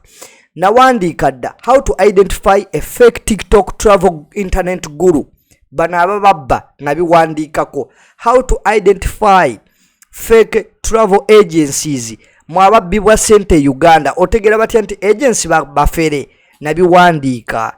How to travel on a work in a visa free country. Mwabagala ogenda mu visa free countries nabiwandiikako. How to pass any visa interview with 100% accuracy. Mwabagala oyita interview bino ebintu nabiwandiika dda. How to buy a conference ticket and obtain a conference visa nabiwandiika.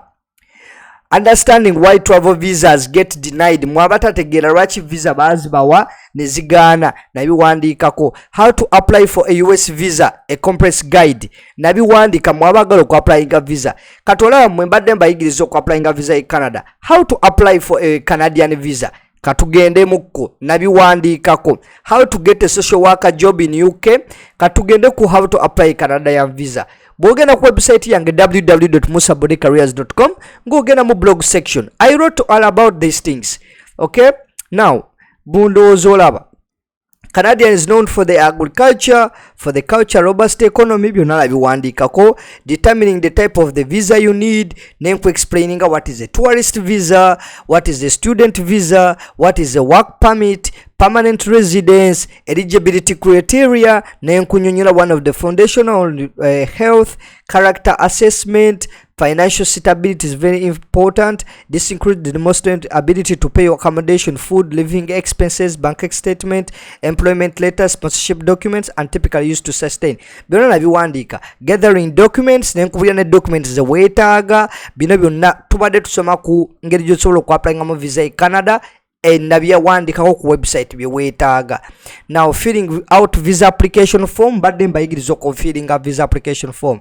I talked about these things. Submitting your visa, then nabyogerako all of this processing times and tracking, engeri gyogenda okulindamu your ID, your application, what to do after receiving your visa. Bombom byonna nabiwandiikako. I explained bonna bano bo bambi bajja ne balaba muwanguzi Jackson, bo bajja ne balaba abasigadde simanyi gye baalaga.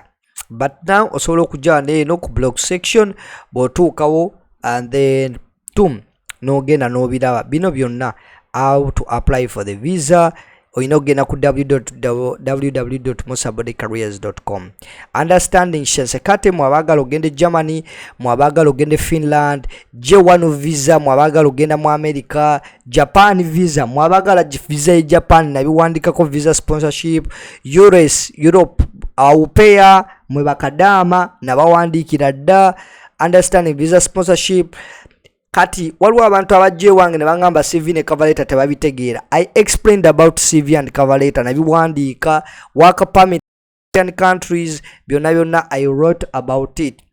Kati bwogenda waneno ku third section nogenda how to find an employer for visa sponsorship in Europe, navigating visa sponsorship comprehensive guide, visa sponsorship in Luxembourg, navigating visa sponsorship in Switzerland. Byonna nabiwandiika. Unlocking employment opportunities in Malta, mwabagala ogende Malta.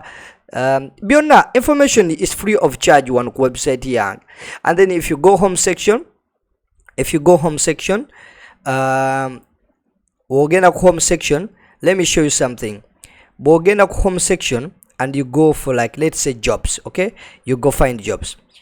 Now ngenda balaga yakakodi abantu ke batamanye kali ku website yange kubanga bo tebakamanyi naye gwaze olwaleero ogenda kategeera. Okay, now head driver, okay, ogenda kugenda onyige ku mulimu guno.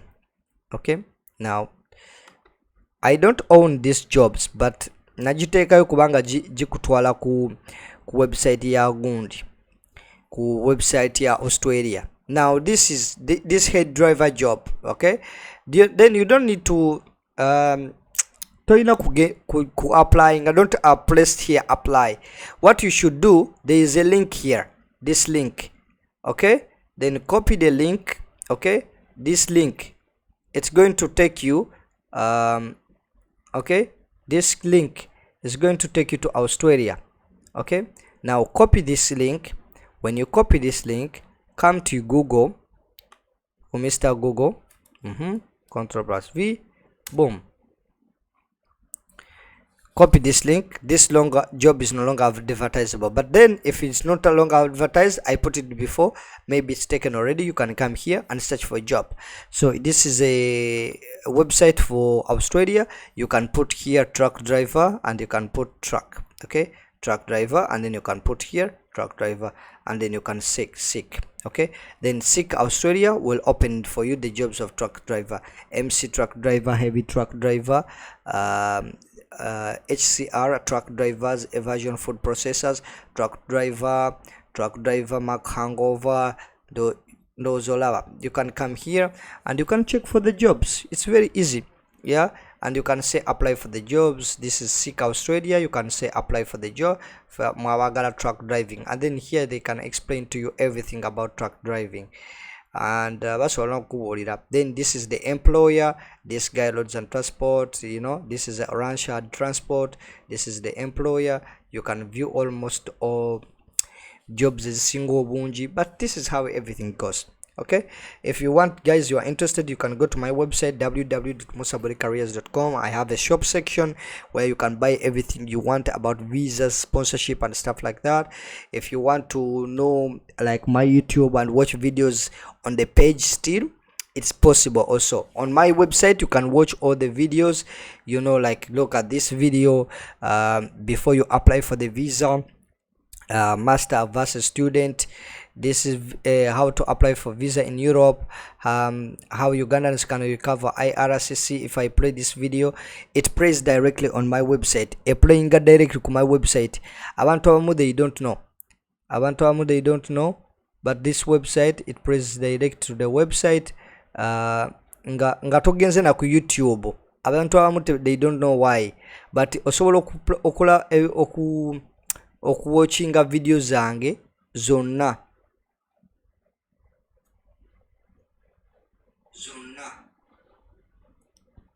kitegeero. Osobola okulaba gundi zange zonna ng'ozirabira waneeno ku gundi, osobola oziraba waneeno ng'oziraba ku page yange.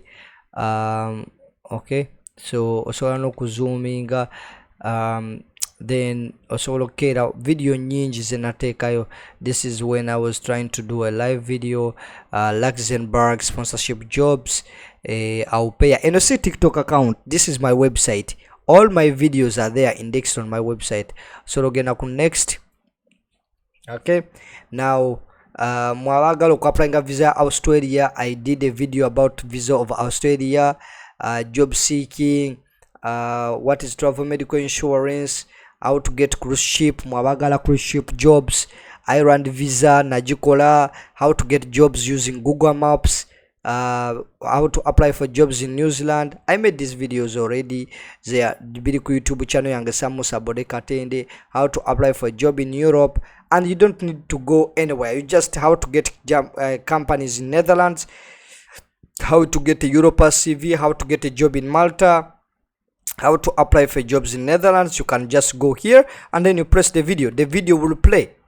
Also no bikolera ku simu yo, tewetagana genda ku YouTube. You just go to my website www.musabodycareers.com and then you go directly. You can watch the video, you see, The videos are here. You just play. It's like a playlist of jobs, and then from there you can go to here about section. You can contact, terms and conditions, and then from here my channels. From my channels I have my TikTok account, and I have a shop, and I have everything like you might need, like everything. If you go shop here and you go home, yeah. So Kampala I was trying to show you Musa body carriers. You baita Musa body carriers, and you baita Musa body carriers section, solutions. So gwayagala services they offering, this is a okay chitegera. So I offer document verification, tracking services, interview preparation. This is Musa body. So bino bye ebintwalira obudde ne munsindikira message ku WhatsApp ne mulanga sibaddamu mba ndi kukolera abantu bintu akitegeera gw'olyawo oyagala nkuwa obudde ombuuza mu requirement kyokka ate nze nyina omuntu yagenze ku website kati nze abantu considering saawa zino priorities be bantu abagenda ku website yange ne bansindikira information. Musa Boda, I have booked a consultation. Musa Boda, I want to book a consultation. Bempa obudde kati abasigadde I don't care kubanga namwe temunfaako kati mba nkeyaringa ki. So basebo ne banyabo, thank you so much for today. I feel tired. Visa application ene ye Canada kyenkoze naye bana aluba muganda wange lwendi ku applyingira visa ogende Canada muganda wange ampulira nkoye mukazi anaatera okujja naye neyanzeege. Mwena abaze, thank you so much for coming. Mwewalire ddala nnyo, tubeeyanzizza mwenna. Musa Bode Katenda asiimye. Nammwe ndowooza mubirabye, mulabyeko nga batusaba ssente, mulabyeko ng'omusajja asaba ssente. Abantu bangamba ndi agenti nziba abantu, olabyekaawo nga basaba ssente. Nze Canada bwe nkusomesezza nvuddeko ki? Bwe nkusomesezza okufuna visa nfuddeko ki? Obusajja bunvuddeko oba nsirwadde? Now it's very easy abantu baffe. Nze basomesa bwereere. Nange munyambeko, mugende muntaikinge video zange, musharinge video zange, muleme kuziraba bulabi. Okitegeera? Nange munfuleko ekyamaanyi mu nsi eno, mwabanda babaliko abiri. Nange munfuleko ekyamaanyi. Agent afuna batya nga afuna million 15 just okujjuza bino bye mbayigiriza. Million 15 basaba 14 2 muyinza okugamba nimba, mugende mubabuuze. Basaba 14 12 naye nze temwina ze mwali mupaddeyo. Kati basebo ne banyabo mwabaliko abiri mbadde njagala tukole bwetuti. Kamba somera kanaba kesimu kano. Buli omu anfunire ye 10,000.